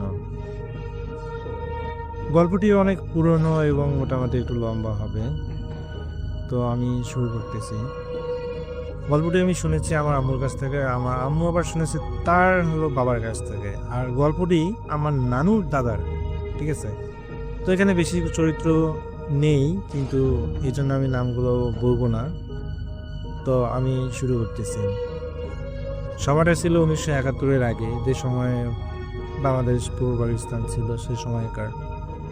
তো এক লোক যিনি হচ্ছে আমার নানুর বাবা, তো আমি তার একটা নাম দিই তাহলে সহজ হবে, মনে করি তার নাম হচ্ছে মকবুল। তো তার পরিবারে সামনে কিছু ছেলে মেয়ে উভয় আছে, তো তাদেরকে উনি হলো এক ছেলে এবং এক মেয়েকে বিয়ে দিয়েছেন। তো তার একটা হ্যাপি সংসার। তা উনি মোটামুটি স্বাবলম্বী, তিনি এলাকায় যথেষ্ট সম্মানিত ছিলেন। তো তিনি হলো সেই সময় তিনি চাষাবাদ করতেন, তিনি শিক্ষিত অতটা ছিলেন না। তো তিনি হলো তার জমি জমা, বাবার জমি জমাগুলো চাষাবাদ করতেন এবং সেভাবে তিনি চলতেন। তার নিজস্ব গরুর হাল ছিল, তো নিজের গরুর হাল দিয়ে তিনি হলো চাষাবাদ করতেন তার জমিতে। তো তার বাড়ি থেকে তার জমিগুলো একটু দূরত্ব ছিল, মোটামুটি 1 কিলোমিটার হবে। এবং তিনি প্রতিনিয়ত রেগুলার কাজ, প্রতিনিয়ত মানে গরু নিয়ে সেই জমিগুলোকে চাষ করেন, আবার বাসা ফিরেন। আসলে এখন যেরকম আমরা পাওয়ার টেলার দিয়ে খুব সহজে চাষ করতে পারি, সেই সময় এরকম সুযোগ ছিল না। দেখা যায় যে তার অনেকগুলো জমি থাকার কারণে প্রতিদিন গরু নিয়ে যে হাল চাষ করতে হইতো। যেহেতু তিনি একটু বড় লাইক টাইপের ছিলেন, সো তার নিজস্ব গরু ছিল, যার কারণে তিনি সবগুলো বা খুব পেশার নিয়ে সব জমি একদিনে চাষ করতেন না, বা এক সপ্তাহে চাষ করতেন না, সময় নিয়ে নিয়ে করতেন আর টান লাগাইতেন। যাই হোক, তো তিনি একদিন লক্ষ্য করেন, তিনি প্রতিনিয়ত ওই আপনার বলি আমি রাস্তাটার কথা বলি, উনি হলো আমার বাসা থেকে যে রাস্তাটা যাইতেন সেই সময়কার, এখন পর্যন্ত তো পাকা রাস্তা না, সেই সময় কাঁচা রাস্তা ছিল। আর কাঁচা রাস্তাগুলো দেখতে মোটামুটি ভয়ঙ্কর বা সুন্দরই হয়, যেটা আমরা সবাই জানি। তো তার জমিগুলোর পাশাপাশি একটা জায়গায় একটা মন্দির ছিল, এবং মন্দিরটা পার হয়ে সেখানে হলো আপনার একটা বড় বিশাল বড় ওই মানে এলাকায় একটা বিশাল বট গাছ ছিল, যে বট গাছটা অনেক মানুষের জমিদের পাশে এক সাইডে, মানে মানুষেরা ওই বট গাছের নিচে যে রেস্ট করে বা খাবার খায়, ঠিক আছে, বা মানে ক্লান্তি দূর করে আবার এসে কাজ করে, এরকম একটা জায়গা তৈরি হয়, কারণ বট গাছটা বিশাল ছিল তো এই জন্য। তো উনি হলো ওই মন্দির পার হয়ে ওই বট গাছের নিচ দিয়ে তার জমিতে যাওয়া লাগে প্রতিদিন গরুগুলো নিয়ে। তো তিনি হলো একদিন দেখেন যে তার জমি থেকে প্রায় ওই বট গাছের দূরত্ব কত হবে, দেখা যায় যে 100 বা 200 মিটার 200 ফিট, সরি মিটার বললে ছোট হয়ে যায়, 200 ফিট দূরে বটগাছটা। তো বটগাছে যদি কেউ থাকে, তো জমি থেকে তাদের চিনতে না বললেও বোঝা যায় যে আসলে এটা মানুষ, মহিলা না পুরুষ, এই ধরনের বিষয়গুলো বোঝা যায়। তো তিনি হঠাৎ কেন জানি হলো তার জমিতে চাষ করা অবস্থায় তিনি বটগাছের দিকে তাকান এবং লক্ষ্য করেন যে বটগাছে কেউ একজন শুয়ে আছে, মানে একটা হলো সলিড ডালের মধ্যে কেউ একদম শুয়ে আছে, এবং তার চুলগুলো নিচ পর্যন্ত, মাটির নিচ পর্যন্ত দেখা যাচ্ছে। এবং তিনি লক্ষ্য করেন যে ব্যক্তি শুয়ে আছে এটা মহিলা না পুরুষ বোঝা যাচ্ছে না আপাতত, কিন্তু তার দিকে ভয়ঙ্কর দৃষ্টিতে তাকিয়ে আছে। তিনি আমলে নেন না, সাহসী ছিলেন। তিনি চিন্তা করলেন যে এটা ভূত হোক আর যাই হোক, আপনি ভয় পান না, মানে ভয় পান না এক কথা। তো তিনি সে সময়কার, বিশেষ করে 1971-এর আগে যে সময়গুলোতে, সেই সময়ে কিন্তু মানুষেরা ওই ভূতের গল্পগুলো প্রচুর বিশ্বাস করতো, এবং অনেক মানুষদের সাথে এগুলো প্রচুর ঘটনা ঘটতো। তো নর্মালি তার সাথেও এই ধরনের ঘটনা ঘটতেই পারে, স্বাভাবিক, এই জন্য তিনি অতটা বিঘ্ন হন নাই, ভয় পান নাই। তো তিনি হলো বড় পাত্তা না দিয়ে সারাদিন কাজ করেন, তার জমিগুলো চাষ করেন গরু দিয়ে। তো তো চাষ করা শেষে তিনি তার গরু নিয়ে বাসায় ফেরার উদ্দেশ্যে রওনা দেন সন্ধ্যার দিকে। তো তিনি হলো দূর থেকে লক্ষ্য করেন যে হ্যাঁ এখনো সন্ধ্যা পর্যন্ত সেই গাছের মধ্যে সেই অবয়বটি ওইভাবেই রয়েছে, ভয়ঙ্করভাবে তার দিকে তাকায় আছে। তিনি কাছাকাছি আসতে দেখেন যে জিনিসটা আসলে উধাও, মানে নেই। তো তিনি আরও একটু সাহসী হয়ে যান যে এটা মনে ভুল বা হতেও পারে, কোনো প্রেতাত্মা বা ভূত টুত দেখা দিয়েছে বা জিন, খারাপ জিন দেখা দিয়েছে। আসলে ভূত বলতে তো কিছু নেই, আমি বিশেষ করি, কিন্তু জিন বা খারাপ জিন তো আছে, তাই না? তো তিনি ওটা ভাবে চলে যান। এগুলো বাসায় শেয়ার করেন না, এটা তেমন কোনো বিষয় না শেয়ার করার মতো। তারপরের দিন তিনি পুনরায় তার মাঠে আসে লাঙল চাষ করেন এবং সেদিনের মতো তিনি কৌতূহলবশত তিনি চিন্তা করেন যে দেখি, মানে বারবার ওই বট গাছের দিকে তাকাচ্ছেন, কিন্তু দেখা যাচ্ছে আজকে দেখা যাচ্ছে না, সেই অবয়বটিকে দেখা যাচ্ছে না। কিন্তু বিশেষ করে বিকেলের পর 5টার পরে তিনি যখন লক্ষ্য করেন, দেখতে পান যে সেই গতকালের মতো অবয়ব দেখা যাচ্ছে। কিন্তু যখন তিনি আবার কাছে যান, সেটা আবার ভ্যানিশ হয়ে যায়। এরকম করে লাগাতার 3 দিন এরকম তার সাথে ঘটে, মানে লুকোচুরি করে অবয়বটি। 4র্থ দিনে তিনি দেখতে পান, মানে এটা তো এক ধরনের এমন একটা কৌতূহল তার মতো তৈরি হয়েছে যে কিছুক্ষণ কাজ করার পর তিনি ওই বটগাছেতে অটোমেটিক তাকাচ্ছেন, ঠিক আছে? তো দেখতে পান যে 4র্থ দিনে দেখতে পান কাছাকাছি যে মানে অবয়বটাকে স্পষ্ট দেখা যাচ্ছে। তিনি তো আরও এটা নিয়ে কৌতূহল হন যে কী ব্যাপার, এখন তো ভ্যানিশ হচ্ছে না। এখন কাছাকাছি যে বিশেষ করে আমি বলছিলাম প্রথমে 200 ফিট, তিনি 100 ফিটের ভিতরে একটু যে দেখার চেষ্টা করেন এবং দেখতে পান এটা একটা নারী অবয়ব এবং তার চুল সেই গাছ থেকে মাটির ঠিক 1 ফিট উপর পর্যন্ত চুলগুলো হালকা বাতাসে দোল খাচ্ছে এবং ওই সুন্দরভাবে শুয়ে ওদিকে তাকায় আছে। ওই আপনার সেই মকবুল সাহেব দূর থেকে বুঝতে পারতেছেন যে মেয়েটা কিছুটা সুন্দর আছে। তো তিনি হলো যেহেতু কাজ করতেছিলেন, তো তিনি আর একটু মানে দেখার উদ্বিগ্নে আর একটু সামনে যান। যখনই সামনে যান, এটা আস্তে আস্তে আস্তে আস্তে ভ্যানিশ হয়ে যাচ্ছে। মানে যখন আপনি মকবুল সাহেব পিছিয়ে আসেন, মানে তার জমির দিকে আসেন, তখন এটা আস্তে আস্তে ভিজিবল হচ্ছে, মানে দৃশ্যমান হচ্ছে। আবার যখন তিনি বটগাছের কাছাকাছি যাচ্ছেন, তখন এটা আস্তে আস্তে মিশে যাচ্ছে। তো আপনি ওটা হলো মকবুল সাহেব এটার পিছনে এত বেশি সময় দিচ্ছেন না, কারণ এটা সময় দেওয়ার কিছু নেই, তিনি জাস্ট কৌতূহল হয়েছেন এটুকুই। তো তারপরে তিনি 4র্থ দিন গেল, তারপরে 5ম দিন তিনি আসলেন, সেম কাহিনী। ওই ওনাকে দেখে ভিজিবল হয়, আবার দূরে গেলে আবার সদস্য হয়, বা মানে দেখা যাচ্ছে, আবার কাছে গেলে দেখা যাচ্ছে না, এরকম একটা বিষয়। কিন্তু 6ষ্ঠ দিনে এমন একটি ঘটনা ঘটল, তিনি এক প্রকার, এটা আর কত কৌতূহল, একটা মানুষ তো বোরিং হয়, হ্যাঁ, এত কৌতূহল অত মানে না, প্রতিদিন যেহেতু দেখতেছেন এরকম ঘটনা, ওটা উনি কৌতূহল অত আর জাগতেছে না।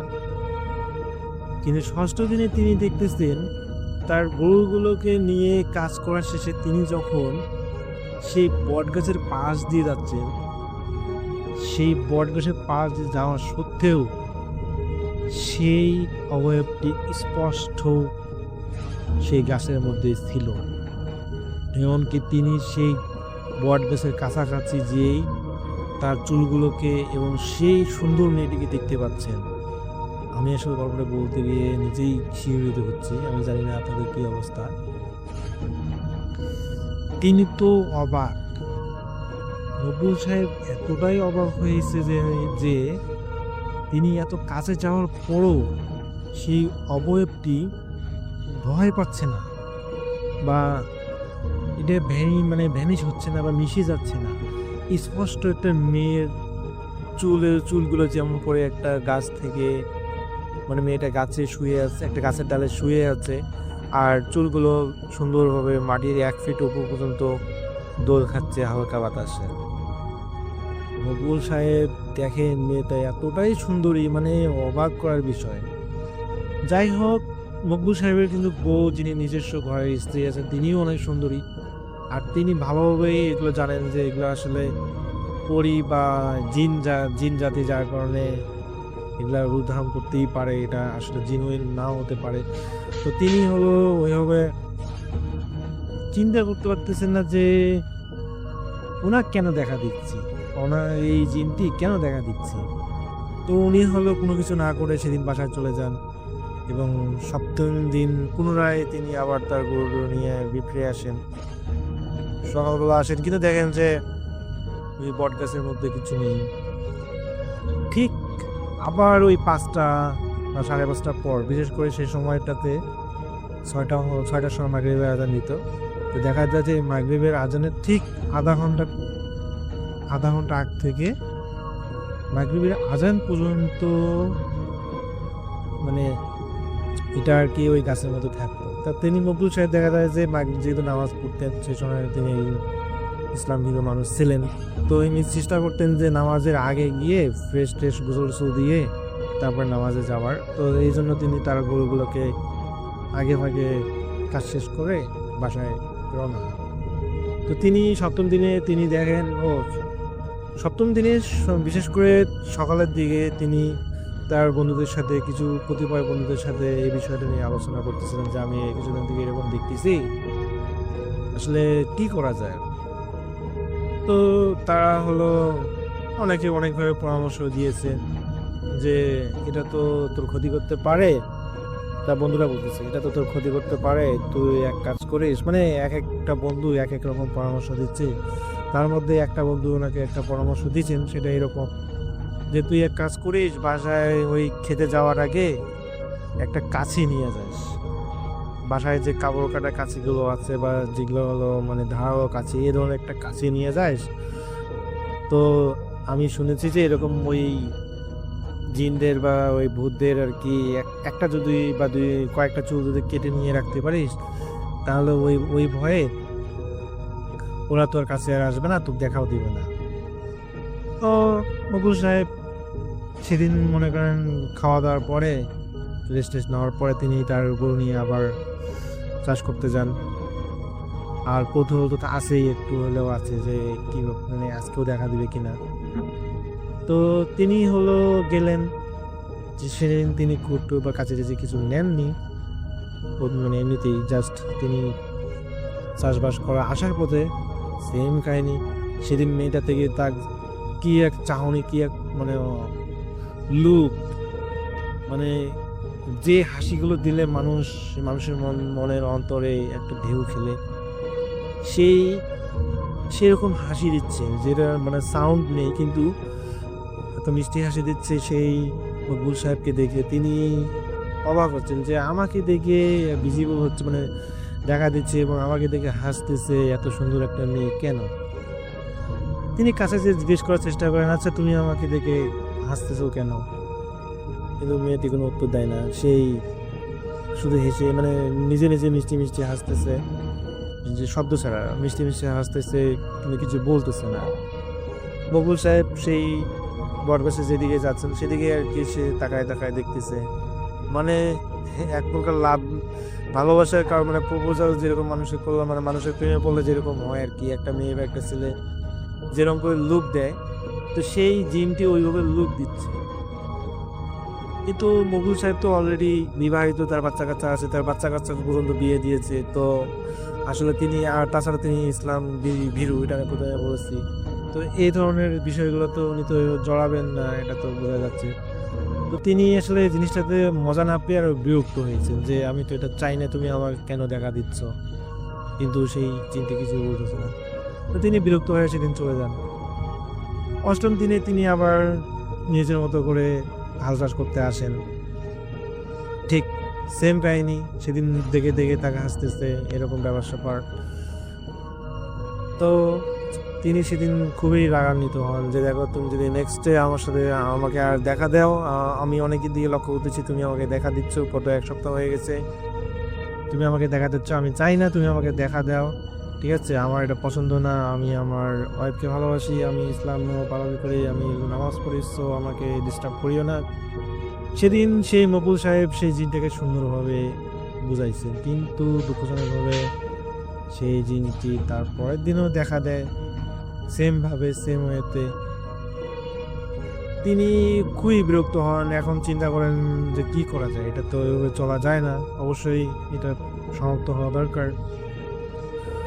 তো তিনি 10ম দিনে তার বন্ধুর কথা মতো বা পরামর্শে তিনি একটা কাপড় কাটা একটা কাঁচির সঙ্গে নেন।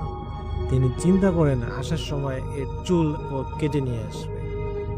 তার বন্ধু এমনকি বলেছিল যে চুল কেটে নিয়ে এসে কোনো শিশির মধ্যে সেই চুলটা ভরায় রেখে যদি নদীর বা পুকুরের মধ্যে ফেলে দেওয়া হয়, তাহলে সেই জিনটা আর মানে ও চিন্তা করবে যে কি হবে, এটা মানে মুক্ত করা যায় সেই চুলটা, ওটা নিয়ে ব্যস্ত হবে। তখন আর মকবুল সাহেবকে আর দেখা দেবে না, বা ওই জিন তার চুল উদ্ধার করা নিয়ে ব্যস্ত থাকবে, মানে এই ধরনের একটা পরামর্শ দেয় আর কি, যেটা ভালো পরামর্শ ছিল না।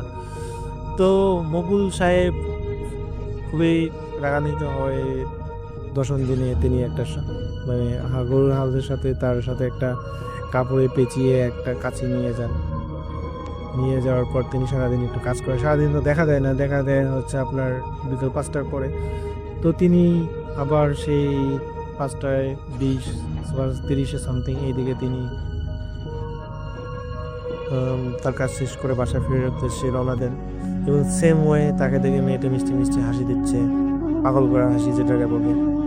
মকবুল সাহেব তো যেহেতু ধর্মভীরু মানুষ, তিনি বিরক্ত হন, কারণ প্রতিদিন একদিন দুদিন এলো বিষয়টা ছিল অন্যরকম। যেহেতু প্রতিদিনই দেখা দিচ্ছে, তার কাছে এটা আস্তে আস্তে বিরক্ত একটা মাত্রা বেড়ে যাচ্ছে। তো তিনি প্রথমবার বলেন যে দেখো, তুমি যদি এরকম করো তাহলে কিন্তু আমি তোমার চুল কেটে নিয়ে যাব, আর আমি চাই তুমি এটা করিও না। কিন্তু দুঃখজনকভাবে সেই মেয়েটি ওই আগের মতোই সুন্দরভাবে লুক দিচ্ছে, হাসি দিচ্ছে, তাকে দেখে মিষ্টি মিষ্টি হাসি দিচ্ছে।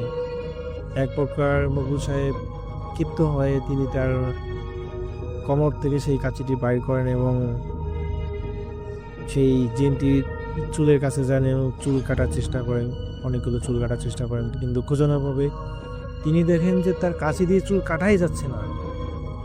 তিনি তো অবাক হয়ে গেলেন যে চুল কাটা যাচ্ছে না কেন। তিনি অনেকগুলো বাদ দিয়ে কয়েকটি চেষ্টা করলেন, কয়েকটিও কাটা যাচ্ছে না। তিনি চুলগুলো একটি চেষ্টা করলেন, না, তাও কাটা যাচ্ছে না। পরে তিনি চিন্তা করলেন না, কাঁচি দিয়ে তো সম্ভব না, কারণ কাঁচি দিয়ে কোনোভাবেই তার চুল কাটা যাচ্ছে না। চুলগুলো যদিও একটা মেয়ে মানুষের মতো, কিন্তু তারপর কেন জানি কাটতেছে না। তিনি তো টেনশনে পড়ে গেলেন এবং তিনি পরবর্তীতে যেটা করলেন যে সেই চুলের মধ্যে মানে চিন্তা করলেন যে যদি নটকেন বা চুলের মধ্যে যদি কি বলে রশিদ, যেমন মানুষ সেনাবাহিনী বা প্র্যাকটিসে লটকে, আমি এটা কীভাবে বলবো এখন, যাই হোক তিনি ওইভাবে লটকা শুরু করছেন যে এইভাবে লটকেলে তো তার ওজন যেহেতু বেশি, অবশ্যই এখান থেকে চুল ছেড়ে আসার কথা। তো ওইভাবে তিনি ওই চিন্তা ভাবনা করে তিনি চুলের মধ্যে লটকিছেন, কিন্তু আসলে দুঃখজনকভাবে এত লটকি থাকার পরও সেই জিনের একটি চুল ছিঁড়তে পারেননি তিনি। এমনকি তিনি মাত্র কয়েকটি চুলের মধ্যে লটকার চেষ্টা করেছেন, তবুও সেই একটা চুল ছিঁড়তে পারেনি। তিনি তো এটা নিয়ে টেনশনে পড়ে যান যে এখন কি হবে। তিনি কোনো কথা নাই, তার গরু অলরেডি তার গরুগুলো কিন্তু চলে গেছে, যেহেতু গরু সে সময়কার গরুগুলো এতটাই শিকারী ছিল যে গরুগুলোকে কাজ শেষে যদি ছেড়ে দেওয়া যায় তারা একা একাই বাসায় চিনত বা একা একা বাসা জিত। তো সেদিন গরুগুলো তার বাসায় চলে গেছে এবং দেখে যে তার বউ দেখে যে গরুগুলো আসছে, কিন্তু তার স্বামী আসে নাই। সে বউ সাহেব এখন আসতেছে না, 10 মিনিট চলে গেছে, 20 মিনিট চলে গেছে গরু আসার, কিন্তু তারপরেও এখনো তার স্বামী আসতেছে না। তো তিনি কিছুটা চিন্তিত হয়ে পড়েন, ভাবলেন হয়তো বা আসবে। তো এদিকে নিয়ে এত হাসতাহাসি করার পরও তার একটা চুলে ছিঁড়তে পারলো না এবং যখন ব্যর্থ হয়ে গেলেন, কোনোভাবেই পাচ্ছেন না সেই জিনটির চুল ছিঁড়তে, এবং তিনি ব্যর্থ হয়ে ফিরে যাচ্ছেন, বাসার দিকে চলে যাচ্ছেন। ঠিক 10 মিটার যাওয়ার পরে মকবুল সাহেব যখনই সেই বটগাছ থেকে বা চুলগুলো ছিঁড়ে দিয়ে 10 মিটার সামনে গেছে, তখনই প্রথমবারের মতো সেই জিনটি কথা বলা শুরু করলো। এই মকবুল সাহেব, দাঁড়াও, আমি কি তোমার কোনো ক্ষতি করেছি? করিনি। আমি শুধু তোমাকে দেখা দিয়েছি, তোমাকে আমার ভালো লাগে, তুমি আমার সাথে এসে কথা বলো, আমার অনেক ভালো লাগে। তোমার কথাগুলো শোনার জন্য আমি তোমাকে দেখা দেই, এটুকুই। আমি তো তোমার কোনো ক্ষতি করিনি, তাহলে তুমি কেন আজকে আমার ক্ষতি করতে আসলে? তুমি আমার কেন অসম্মান করলে? তুমি আমার চুল ধরে কেন তোড়জোড় করলা বা চুল কাটার চেষ্টা করলা? আমি তোমার কোনো অপমানিত করেছি? করিনি, কিন্তু তুমি আমাকে অপমানিত করলা কেন? মকবুল সাহেব কিছুই বলতে পারে না, নির্বাকারভাবে হা মিলিয়ে সে শুধু শুনিয়ে যাচ্ছে। শেষে জিন্দি বলে, তুমি যে আমার মান সম্মান নষ্ট করেছে এর প্রতিদান তুমি পাবে। তোমার এতই ক্ষতি করব আমি, তুমি চিন্তা করতে পারবে না। তো মকবুল সাহেব এটুকু শোনার পর সেই কিছুক্ষণ পর আজান দেওয়া শুরু হয়ে যায়, এবং আজানের সাথে সাথে সেই জিন্দি মানে সদস্য মানে হয়ে যায়, মিশে যায়, সেই কাছ থেকে উদা হয়ে যায়। তো মকবুল সাহেব ভয় পেয়ে যায়, প্রচণ্ড ভয় পায় যে মেয়েটা এতদিন কথা বলেনি, তাকে দেখা দিচ্ছে, হঠাৎ করে আজকে তার মানে শাসালো, যেভাবে শাসালো আজকে জেনে কি হয়, তিনি প্রচুর ভয় পাইতেছেন। তিনি বাসায় আস্তে আস্তে এতটাই মনে করেন ভয় পেয়েছেন, বাসায় আস্তে আস্তে এই বিষয় নিয়ে ভাবতে ভাবতে তিনি অনেক ঘেমে গেছেন। বাসায় এসে তিনি হলো তার ওয়াইফ অলরেডি জানেন যে যেহেতু সন্ধ্যার সময় আসেন, আজকে অনেক লেট করে আসছেন, তো বউরা পানি হলো তুলে রাখছে, তার বউ পানি তুলে রাখছে। তিনি গোসল গোসল দিয়ে যখন রুমে আসলেন, দেখলে তার বউ চেক করে দেখেন যে মকবুল সাহেবের শরীরে প্রচণ্ড রকমের জ্বর চলে আসছে। তো তার বউ চিন্তিত হয়ে গেল যে কী ব্যাপার, আপনি সুস্থ মানুষটা গেলেন কাজ করতে, আসলেন অসুস্থ হয়, ব্যাপারটা কি? তো তিনি তার বউকে বললেন যে আমাকে কিছু কাঁথা দিয়ে আমাকে কাঁথা দাও, আমার খুব ঠান্ডা লাগতেছে। তো মকবুল সাহেব বিছানায় শুয়ে বললেন, এবং তার বউ অনেকগুলো কাঁথা নিয়ে এসে তার শরীরে দিলেন, এবং তার বউ জিজ্ঞেস করলেন যে কী হয়েছে, আপনি এমন করতেছিলেন? তখনই মকবুল সাহেব তার বউকে বললো, তার ঘটনাটি সংযুক্ত আকারে বললো যে এরকম আমাকে নিয়ে দেখা দেখো, আজকে আমি এই কাজটা করেছি, যার কারণে সেই মেয়েটি আজকে খুবই খেপে গেছে বা তার ক্ষতি করবো বলে বলেছে। তো মকবুল সাহেব এরকম করে সে রাতটা প্রচণ্ড জ্বরে পার করেন। দ্বিতীয় দিনে তিনি হালকা রক্তবমি শুরু করেন। তার হালকা রক্তবমির পরে তিনি ডাক্তার বা কবিরাজ দেখা শুরু করেন, কিন্তু কবিরাজ বা ডাক্তার এসে আসলে তেমন কোনো ফলসুজ কিছু হয় না। তারা শুধু ওষুধ দিয়ে চান, বা যে কবিরাজ আসছিলেন তারাও বিষয়টা জানতে পারেন যে এটা একটা জিন, যে জিনটা এত শক্তিশালী যে মানুষের শরীরে ঢুকতে পারে আবার বের হয়ে যেতে পারে। মানে যখন ঢুকে তখন তো ক্ষতি করতে পারে, আবার যখন বের হয়ে যায় তখন মনে হয় যে এই মানুষটার শরীরে জিনের কোনো আলামত বা কোনো কিছুই নাই। এত এরকম একটা ছিল বিষয়টা। তো সেই সময়কার বড় আর কি যারা হুজুর বা যারা প্রতিদিন দিন ছাড়ে তাদেরকে নিয়ে আসা হয়েছিল। তিনি বলেন যে দেখেন এই মুহূর্তে তার শরীরে আসলে ওই ধরনের কিছুই নেই, আর ওই জিনটাকে আসলে হাজির করা সম্ভব না, কারণ ও আমার থেকে অনেক পাওয়ারফুল। নিয়ে আসলেও সে আমারও পিছিয়ে লাগবে, আমার ক্ষতি করবে, ঠিক আছে, এটা আমার দ্বারা সম্ভব না। তো এভাবে চলে যায়। তো দ্বিতীয় দিনে যখন রক্তবমি শুরু হয়ে যায়, তিনি তো আস্তে আস্তে এতটাই শুকনা হয়ে যান মানুষটা। তিনি যথেষ্ট যদি প্রতিদিন পরিশ্রম করেন, তার শরীর ভালোই ছিল, কিন্তু ধীরে ধীরে তিনি এতটাই অসুস্থ হয়ে পড়েন, তার শরীর থেকে গোস্তগুলো শুকায় যায়, হাড্ডি মানে দেখা যায় যে গত 24 ঘন্টা থেকে 36 ঘন্টার মধ্যে তার শরীরের অবস্থা খুবই খারাপ হয়ে যায়। এবং তৃতীয় দিনে তিনি খুবই অসুস্থ হয়ে যান, খাওয়া দাওয়া সব কিছু বন্ধ হয়ে যায়, কারণ কিছু খেলেই সেটার সাথে রক্ত বমি হয়ে যাচ্ছে, তিনি কিছুই খাইতে পারতেছেন না। এবং তৃতীয় দিন রাতে তিনি দুনিয়ার মায়া ত্যাগ করে চলে যান। এই ঘটনাটা পুরা গ্রামবাসীকে শোভাহত করে, এটা অনেকেই জানাজানি হয়ে যায়, এটা সবার মুখে মুখে। তো রাসেল ভাই, আমি এই কারণে লোকেশন বা যেহেতু এটা অনেকের কাছে পরিচিত বা এই গল্পটা শোনার পরে অনেকেই সেই জায়গাটার যে নাম বললে হয়তো বা চিনে ফেলতে পারে, তো আমি চাচ্ছি না এটাকে হাইলাইট করার। তো এই ছিল ঘটনাটি।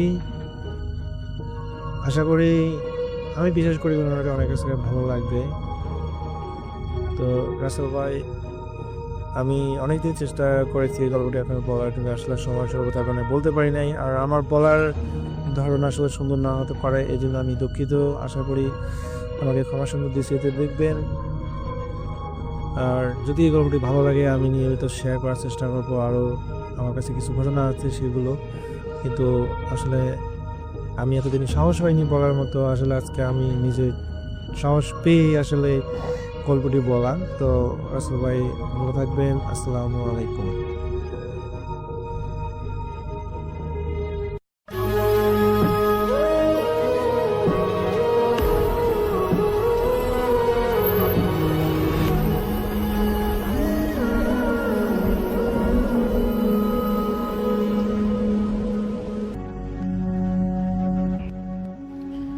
ধন্যবাদ রাসেল ভাইয়া, আশা করি আপনি ভালো আছেন এবং সবসময় ভালোর দলেই থাকেন। আমার এই ভয়েস ক্লিপটা যদি আপনি ভালো লেগে থাকে তাহলে অবশ্যই শেয়ার করতে ভুলবেন না। তো আজকের যে গল্পটি বলবো, এই গল্পটি অত্যন্ত রহস্যময় এবং ভয়ঙ্কর একটি ঘটনা। চলুন সরাসরি ঘটনায় যাওয়া যাক। ইমরান সাহেবের বউ প্রতিদিন উলঙ্গ অবস্থায় বাথরুমে পড়ে থাকে। এ নিয়ে ইমরান সাহেব খুবই চিন্তিত। প্রতিদিন রাতে উনার বউ বাথরুমে কেন উলঙ্গ হয়ে পড়ে থাকে? এই ঘটনা আজ থেকে না হলেও গত